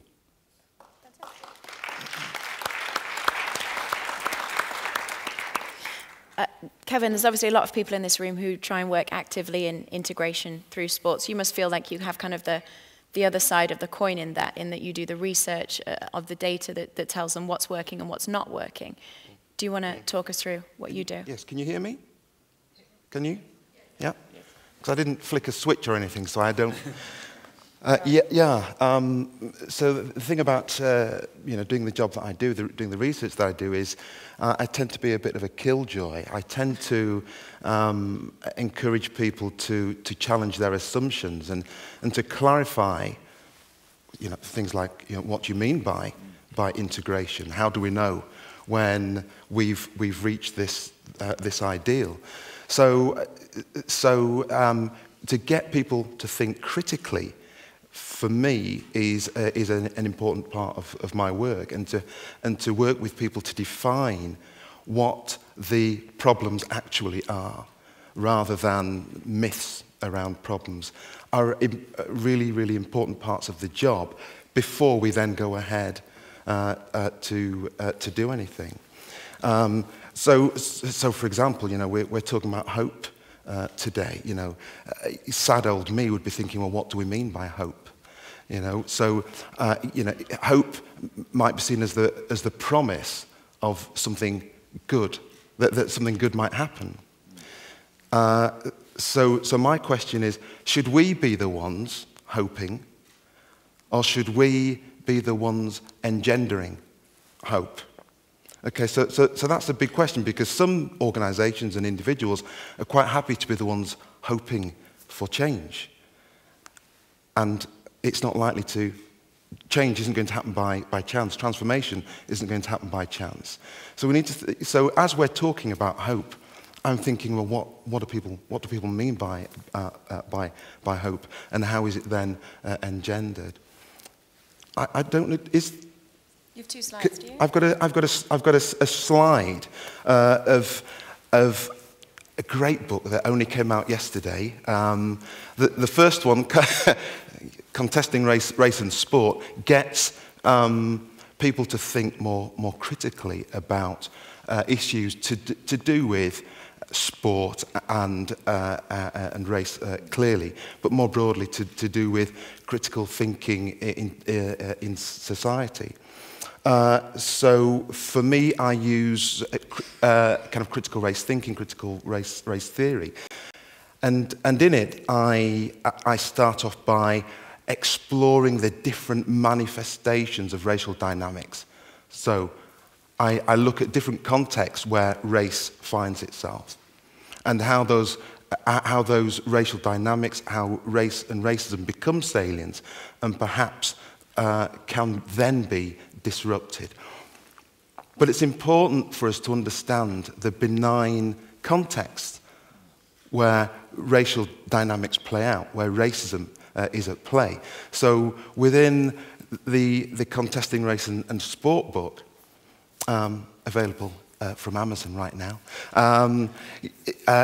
there are different contexts that focus on leadership, on race and cyberspace, cybercultures, online racism, people's dispositions to race and racism online. It focuses on how humour is used as forms of resistance by coaches. It also looks at how researchers on race, how reflexive they are within their toil.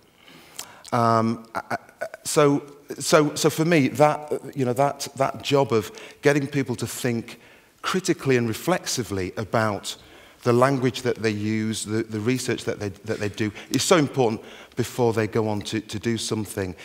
The earlier one, where I've got Make the Familiar Strange, I just had to show that one. That was an earlier book that I did on race and sport, but I had to bring it to today's session because it's that iconic picture of Bobby Moore and Pelé.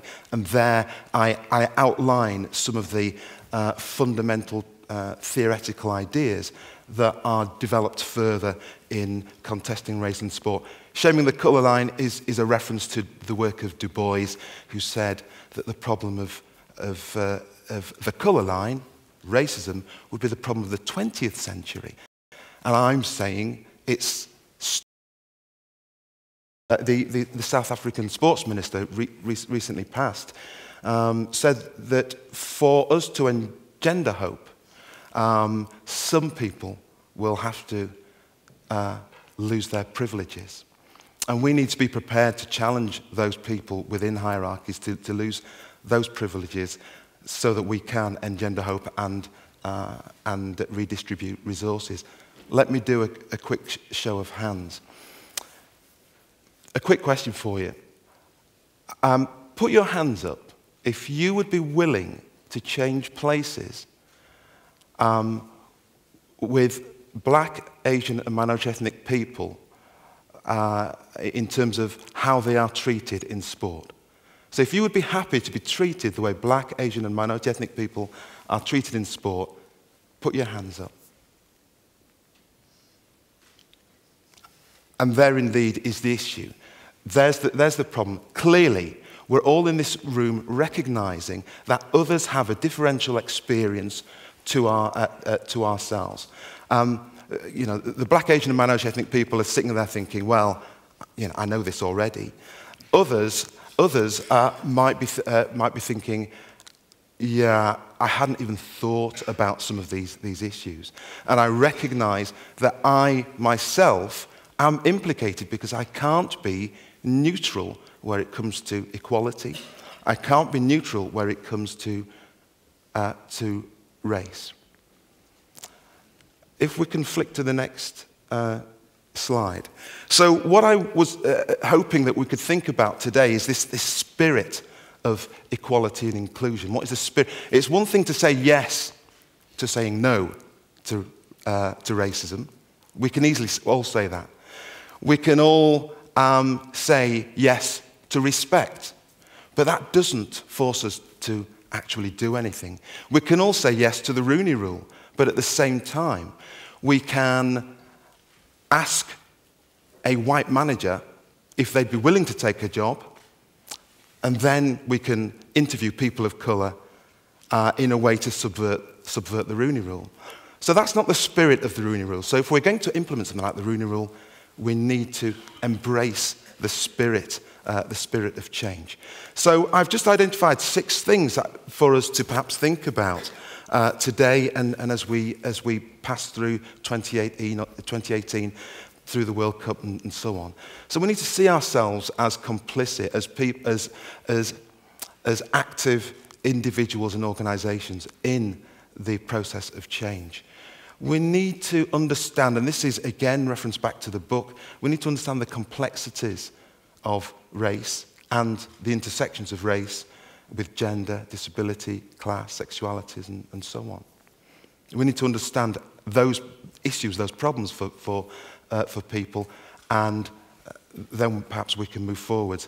We need to have a long-term commitment to race equality, so perhaps this isn't the right place to say it wasn't a good idea to eliminate the task force for anti-racism after 3 years. You know, you can't start a job to tackle racism in 2013 and say we've done the job in 2016. So there needs to be a long-term focus on tackling racism. And, you know, as Gianni was saying earlier, where there are sanctions, there needs to be real sanctions. You know, there's no point in, a gnat on an elephant as a sanction. People really, and organisations need to feel any sanctions that we put forward. So, kind of, you've got to keep me on track here in terms of time-wise. So I just want to finish off really with this idea of the spirit of change and the spirit of equality and inclusion, and it's got to be more than signing up to things. I'm sure people will have lots more questions for you shortly. Let's just go to Rosa, who is the director of Real Madrid's international department. You've gathered a wealth of experience in the realm of using football for change. I know you're massively knowledgeable, you're also hugely passionate. Talk to us about what you do. Thank you so much, Kate. I want to start to expressing my gratitude to FIFA, to Honey. Please transmit my thanks to Mrs. Zamora also. Thank you, because we are here today in a really special year. 2018 is the 20th anniversary of the Real Madrid Foundation. Then I feel so happy to be here. I'm not the international director of the Real Madrid, just only of the Real Madrid Foundation, okay? Hoping in the future. Thank you, Kate. Thank you so much. For me, it's an honor to share the session with you and also with Mr. Young Connected. Thank you so much. Thank you so much. I feel really, really honored, okay? I'm sorry, ladies and gentlemen, English is not my first language. Soy más española, je suis plus français. Just in case if you don't understand something, please, I will be more than happy to explain to you, okay? Then, let's start. I suppose I has been invited by Honey because I'm the director of the Real Madrid Foundation, the international director, and because I'm a woman, and because today we are meeting many of you ladies. It has been a huge race since I met this organization.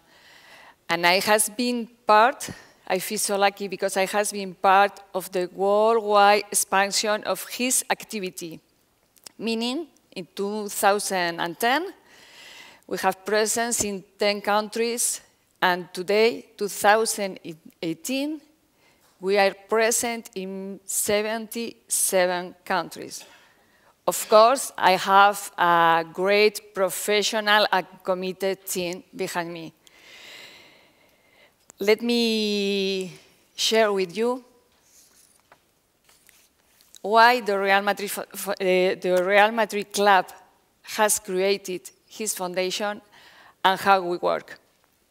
20 years ago, the club has created the foundation with a really challenging mission. We must be the social branch of the club. We must represent his solidarity, and what is more important, we need to transfer the passion of our followers feels every day to programs to transfer the life of those in most vulnerable situation. Challenging. How we do it? That we are using sport as the best way to transmit values. We are using sport as a tool to promote education, emotional and social development, peace and social cohesion. We promote integral and holistic education within the participants in our programs. As well, we seek to restore humanity using the power of these positive values we transmit.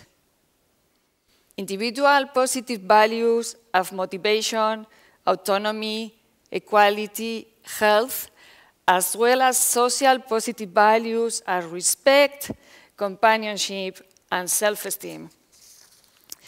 I want to highlight some of our main programs. We are based in our flexible, unique, and registered methodology named for our real education, sport, and values. The methodology has been developed in these 20 years in a continuous academic research, combined with the practical implementation. Our programs are, first, because it's the most bigger, we have Social Sport School. Social Sport School is a place where to play football and basketball, but let's concentrate in football. Football after school. That means before you must attend to classes at school. It's an after-school activity combined with learning values during the training session. We admit boys and girls. We have mixed team, that is mandatory, mixed teams, boys and girls from 5 to 70 years, without any discrimination. We never looking for talent. We are not scouting boys and girls.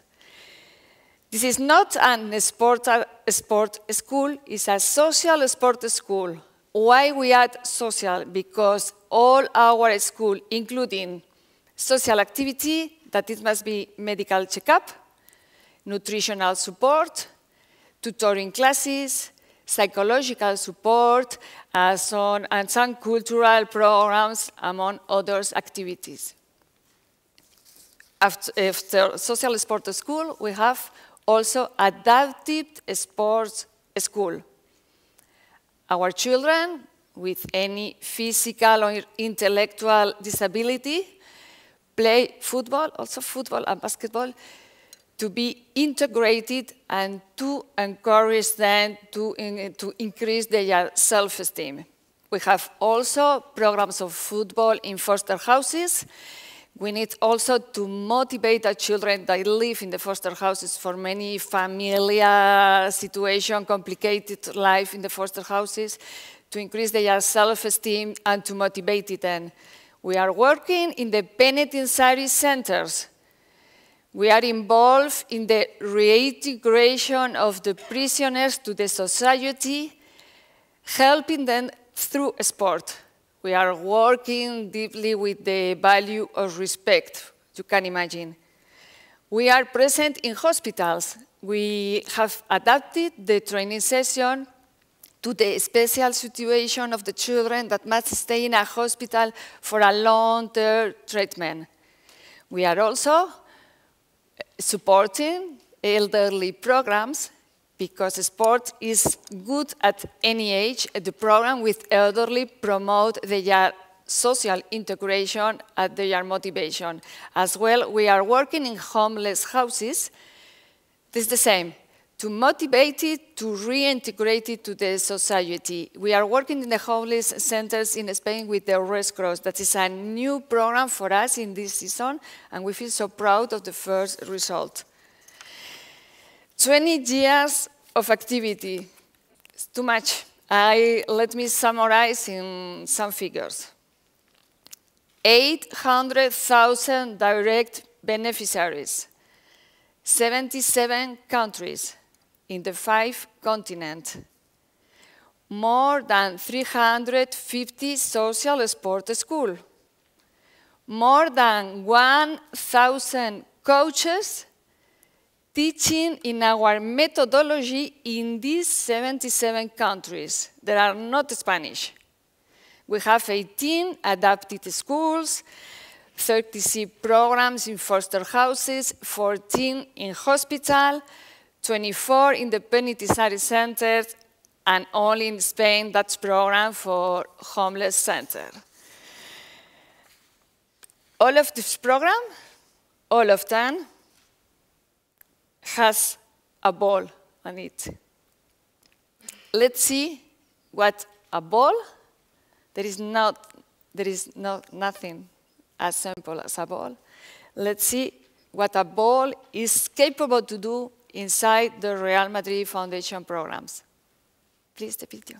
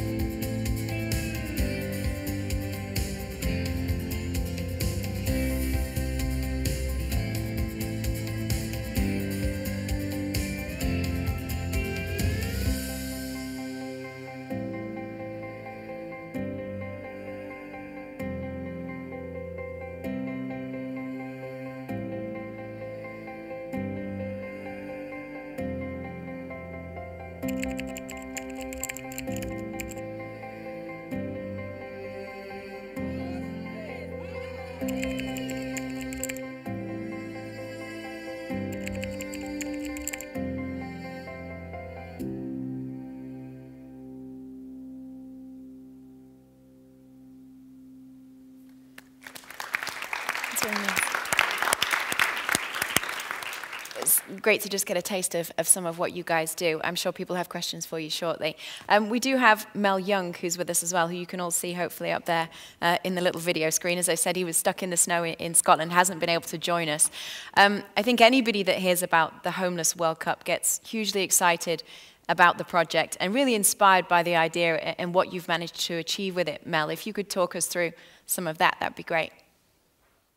Yes, certainly. I'm sorry I can't be with you. I'm stuck here, as you say, in the snow. But I'm with you in spirit, and I've been listening to the conference online this morning. So a lot of very interesting contributions. So, but I'm sorry I can't be with you. I think the first thing I would want to say with regards to the development of the Homeless World Cup is why we're around. 100 million people homeless in the world. In every country, from the richest country to the poorest, the richest country still being the United States, has thousands of people lying on the streets of its major cities. And I certainly don't believe that in this modern world, anybody should be homeless at all. And so we are simply using football as a way of getting people off the street and into houses, jobs, off drugs, etc. The Homeless World Cup was started in 2003. We work now in 74 countries. We have one partner per country. Our partners simply work with people in the street. Homelessness manifests itself slightly differently in countries. So, you know, we're working with people who have drug problems in some countries, alcohol problems, refugees, people just simply living in absolute poverty. We are working with the poorest of the poor, the most marginalized, excluded. Exclusion runs through everybody. We've created a society which is quite divisive. The rich get rich, the poor get poorer. But those are the people that we work with. And we simply use a ball. Football is an incredibly powerful tool. We approach people in the street, wherever they are, and simply get them involved in playing football.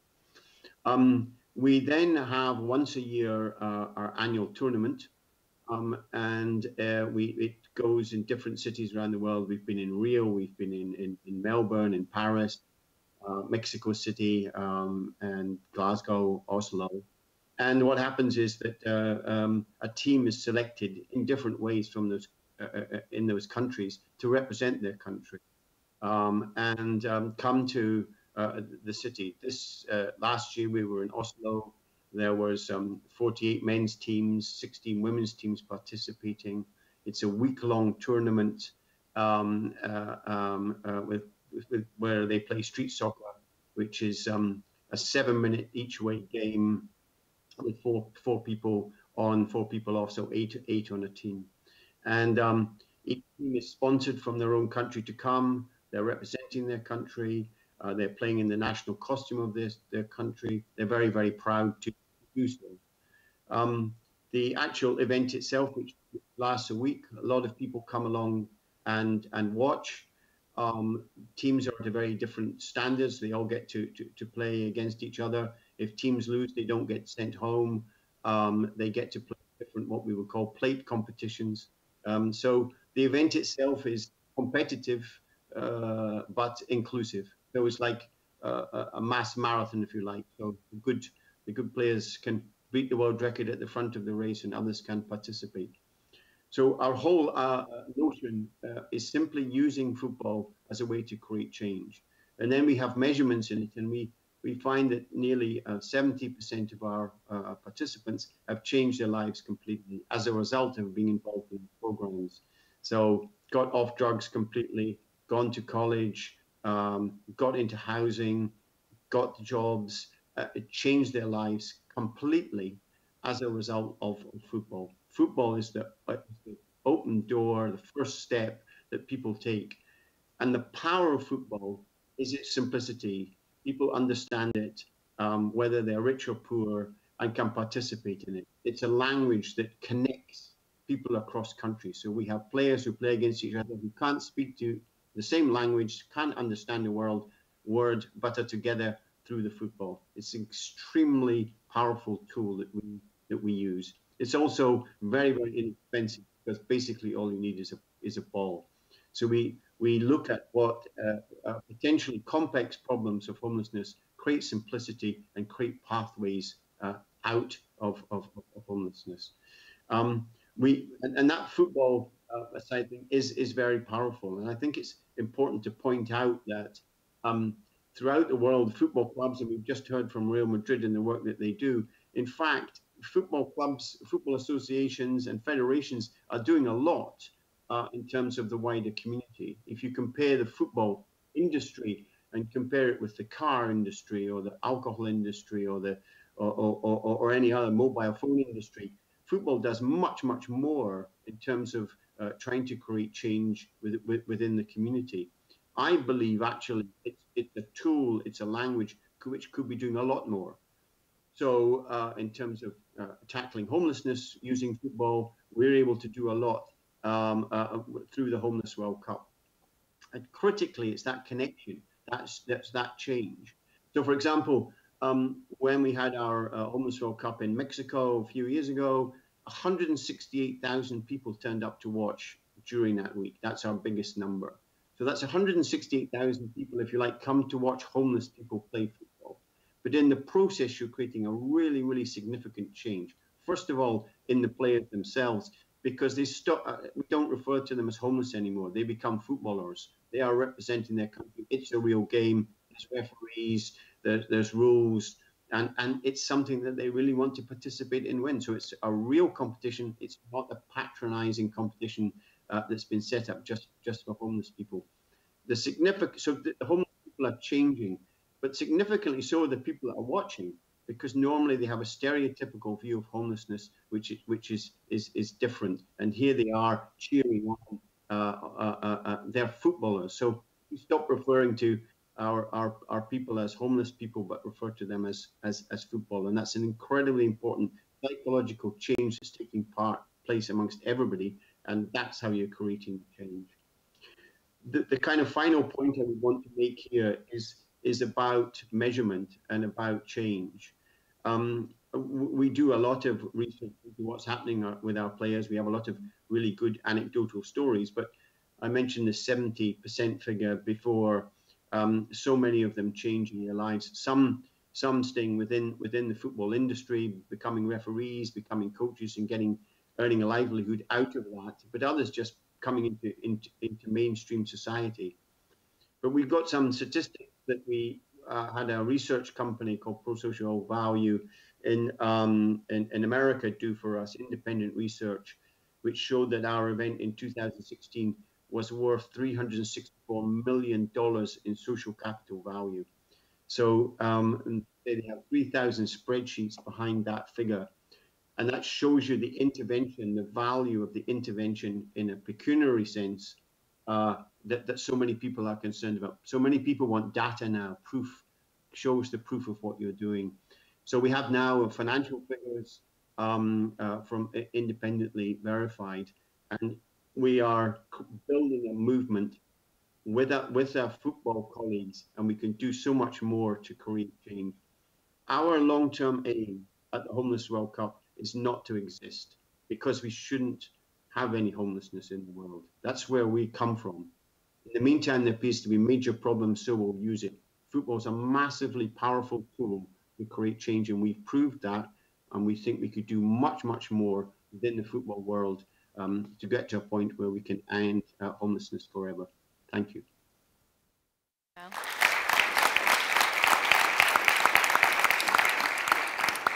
Thank you. Fantastic. That was really interesting. So this panel is all about restoring humanity. Equality through integration was the title of it. Kevin, if we start with you, because I can tell you like to break terms down. So what is integration from your kind of perspective of research? What should we be aiming for? Well, you can still hear me, right? Yeah. Well, integration is often looked at in terms of kind of shared identities and shared values, shared kind of cultural capital or cultural wealth, if you like. Mel was talking about social capital, and social capital itself can be broken down into this sort of bridging capital that individuals might have, where I might connect with you. You know, so you might be in perhaps a different community or whatever. So I might bridge across, and so that would be seen as a bridging capital.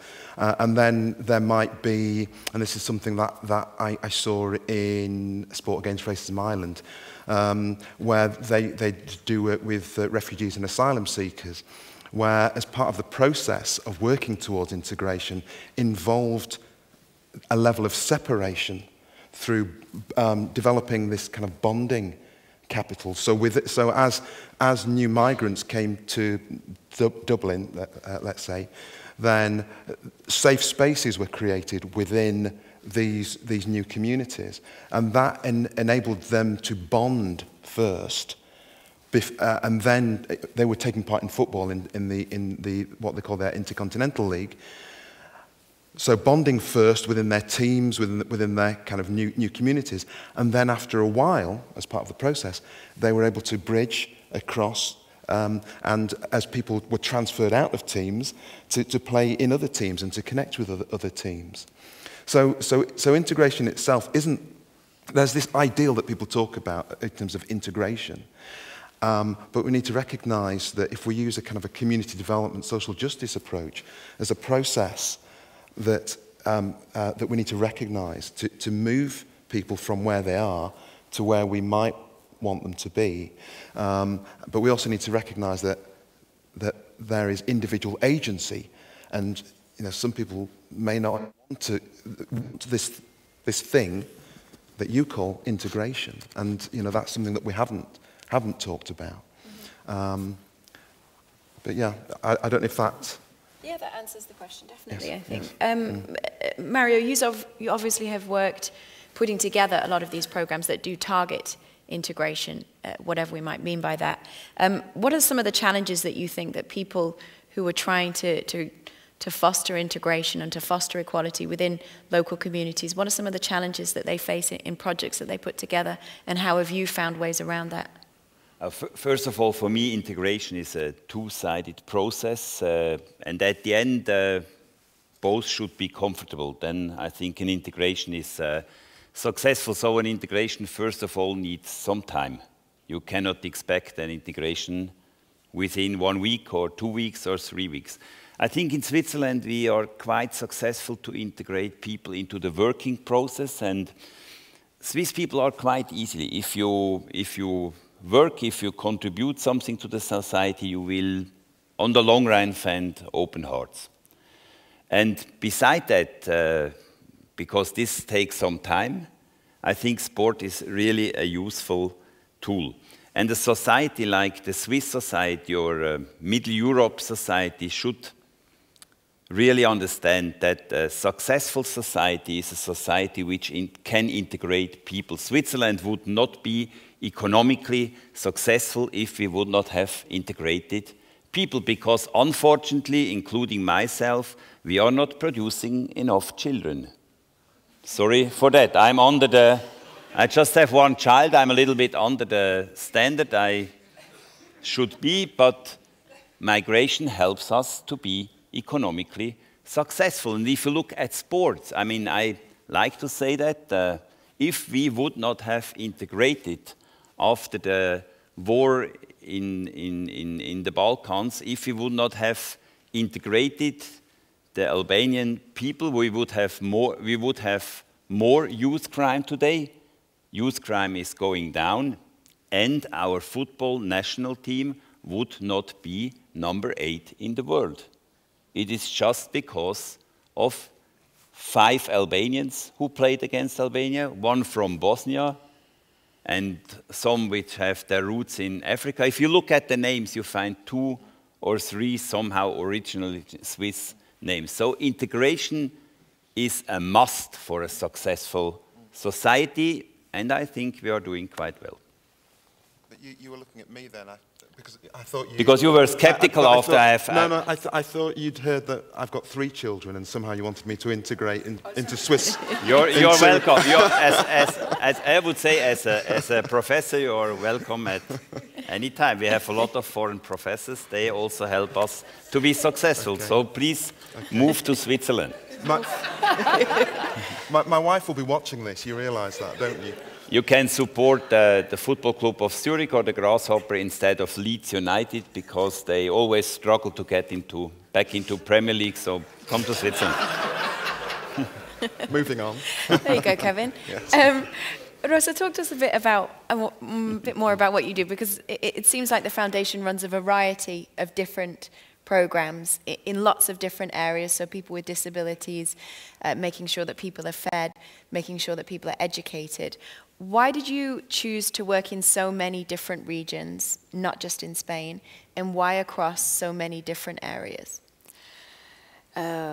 Thanks for the question, because with 7 minutes I have not enough time to explain everything. I come back again to the passion, okay?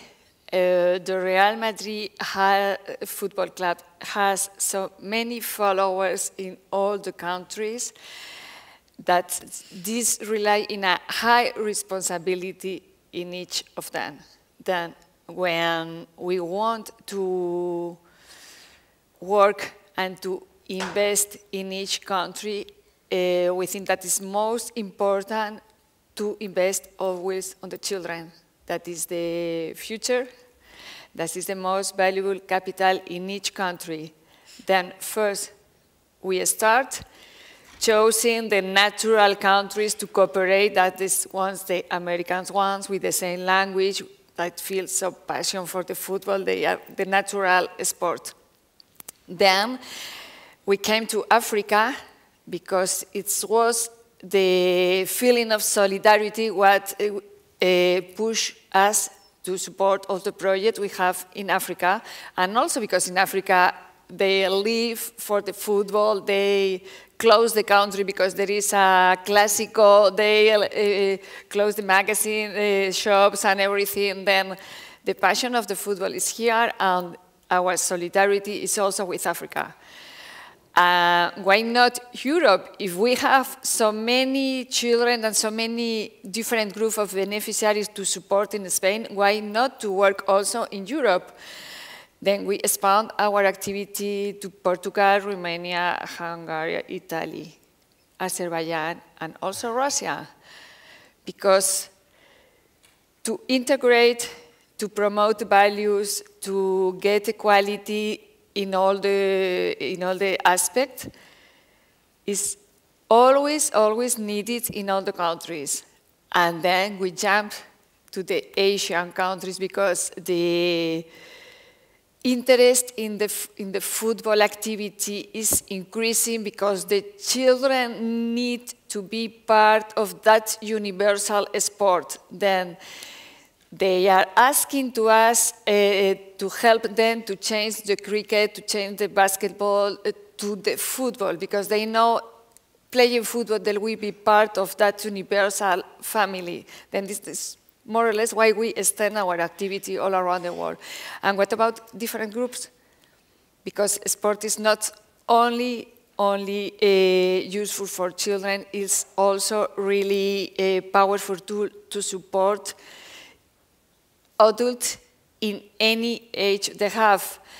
And because it's a tool to motivate and to promote the social integration, we has been talking about homeless because John is here connected, and I has been talking about elderly, but we has been also involved in a great program with adults from 30 to 45 with a long-term unemployment situation, that they stay at home doing nothing without any reason to go away and to improve their life. Then, training session with on a schedule, with promoting motivation and self-esteem, to go to that pitch every day, to train with that value, help them to be motivated. Then we include a kind of program to develop your CV, how to do interviews, and we help them to come back again to the work. There's many different collectives, different group of beneficiaries we can reach. So can associations or charities that are already working in different regions or different areas locally on the ground, Can they reach out to Real Madrid and say, I have a program that works with football, I would like your support? In each country, we are working with reliable entities, non-profit reliable entities. Okay, then they can knock the door, of course. Then we have a high-quality process to accept them. That means we need to review the situation. They are experienced working on the educational field. We never open the door to the professional clubs, okay? That is, since the Real Madrid Foundation is an easy way to access to the club. No. Non-profit, reliable entities already working in this educational field with children and youth. I will ask them about the sustainability of the project. We need to cooperate in guarantee at least the program must be stable 3 years because we are involving in the life of the children. We cannot open a project and to close it, never. We open a project and we will be accompanying the children during the scholar years. Then the commitment must be high. And because our coaches and they are the adult role model for the children. It's a pity, but usually they don't have at home any role adult model. Coaches are. Then at least 3 years of commitment, high quality of the management, right people in the field. We prefer to have coaches that are physical education teachers at school and to teach them in football than football players, for professional coaches, professional referees, that kind of people. It's quite complicated, sorry, to transfer their mentality, to train children with a non-talent objective, just only to support their education. Okay. Of course, yes, they cannot. And we will open and ask. Fair enough. Mel, I think you said you've helped 1.2 million people change their lives. It's just an enormous figure and it sounds hugely impressive. Where do you feel that you still need more support? What's lacking for you? I think it's for us, it's developing a longer term strategy. We've been very reactive to the situation from different countries. But if you look around the world, not working in some countries. And I think what we need to do is to move up a level, because although we are getting homeless people off the streets and into jobs and so on, immediately they're replaced with other people. And the problem is it is increasing. So my sense is we need to be joined together much more with football clubs, associations in different countries and working together. And sitting down, working out a strategy, I think we could impact the lives of many more people. And that's what we are really focused on. So it's that strategic advice rather than being reactive. So we're creating a strategic plan going forward, which means we're working with others. The questions to the floor, we are running slightly behind, so we're just going to take a couple. If anybody is really desperate to get their question in, then just raise your hand really high. I know this lady had a question in the last panel as well, so if we can also get to her.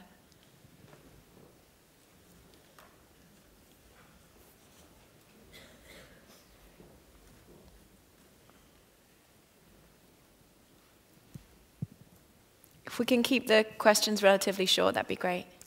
Hi, my name is Fortuna Asman, and I'm Somali organization I'm promoting for football through the sports. But my question is Kevin, do you say FIFA say no to the racism, but still the racism is still going on? Because long time ago, I think when Sudan was playing French football game, I think was a World Cup. Then it was some player from Italy saying something about his parent. Then he did the headbutting. Then he was rejected at the game. So what I'm saying was, how can the FIFA, how can they can change to protect non-white players to the football game? The problem is I can't speak for FIFA. This is a good place to ask the question.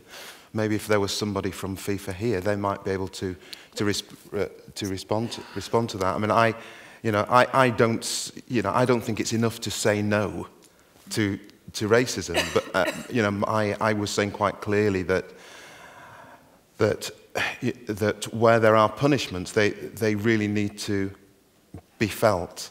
But we also need to recognise that when we are talking about racism, and this is the thing about breaking things down, we need to recognise that it's not just that that overt kind of physical violence that we're likely to see.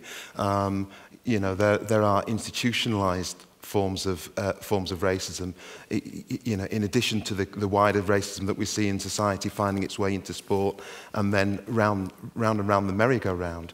So for me, a better understanding about how racism can manifest itself, not just on the pitch, because in some ways, or the stadium, that's the kind of easy stuff because you can see that, straight off and you can deal with it. It's the more insidious, covert stuff that we struggle to get our heads around and act upon. And for me, that's where policymakers and practitioners fall short. They tend to have a narrow view of racism, and they tend to react to such things, to such events, on an individual basis, whilst leaving the institutionalized dynamics in place. And often the looking out means that the looking in doesn't occur either. So clubs might be looking out at their fans, but are they also looking in at what they do as organisations? And we could see from this morning that Gianni was and Honey was we're talking about FIFA's commitment to changing themselves, and it's important that process goes on. But I'm not one of these that would just say no to racism or just shake hands. I'm sure you've heard that one before. I'm not one of those. It's got to be far more than that. There are two official FIFA delegates who will be with us in the last panel of the day, so they could perhaps give you a more of an answer to that one as well. There was a gentleman around here who had his hand up. Thank you. Hi, my name is Alex. I work for PwC. I'm from Poland, which, as we've seen over the last couple of years, maybe has some things still to learn about becoming more inclusive and learning about integrating people from other cultures. I wanted to ask Mario, what can Poland and other Eastern European countries learn from Switzerland about how to develop a more inclusive society? I mean, it's always, it would have been more inclusive not to kick us out at Euro. So this would be a really, because Switzerland was the better team. So, but anyway, you did it. I mean, if you look at certain rules you just adopted in Poland, I mean, you fully would agree with me that maybe you don't like these new rules. I don't like it too.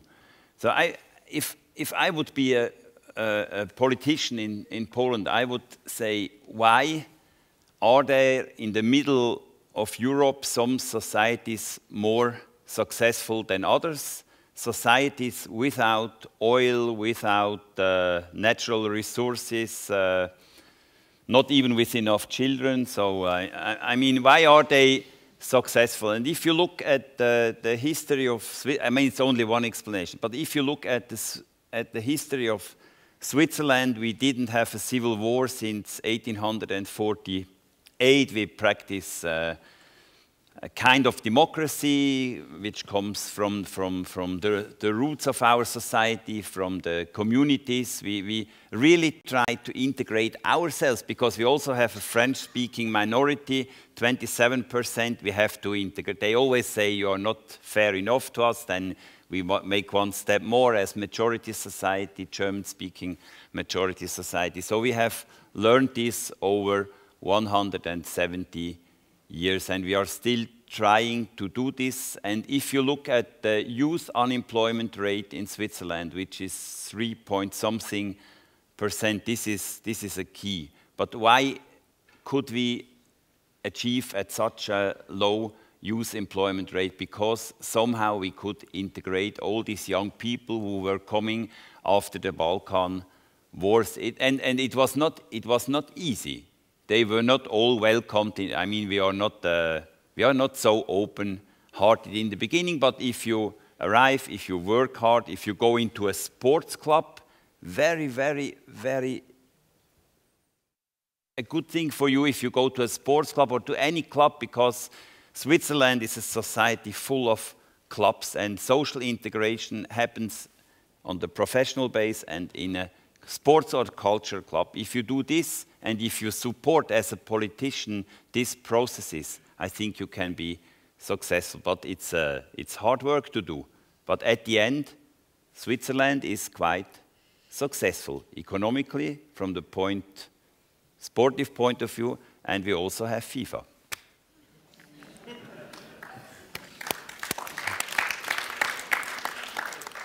I'm sorry we can't get to all of the questions. We are going to break for lunch just so that you guys have enough time to get some food and to have a chat as well.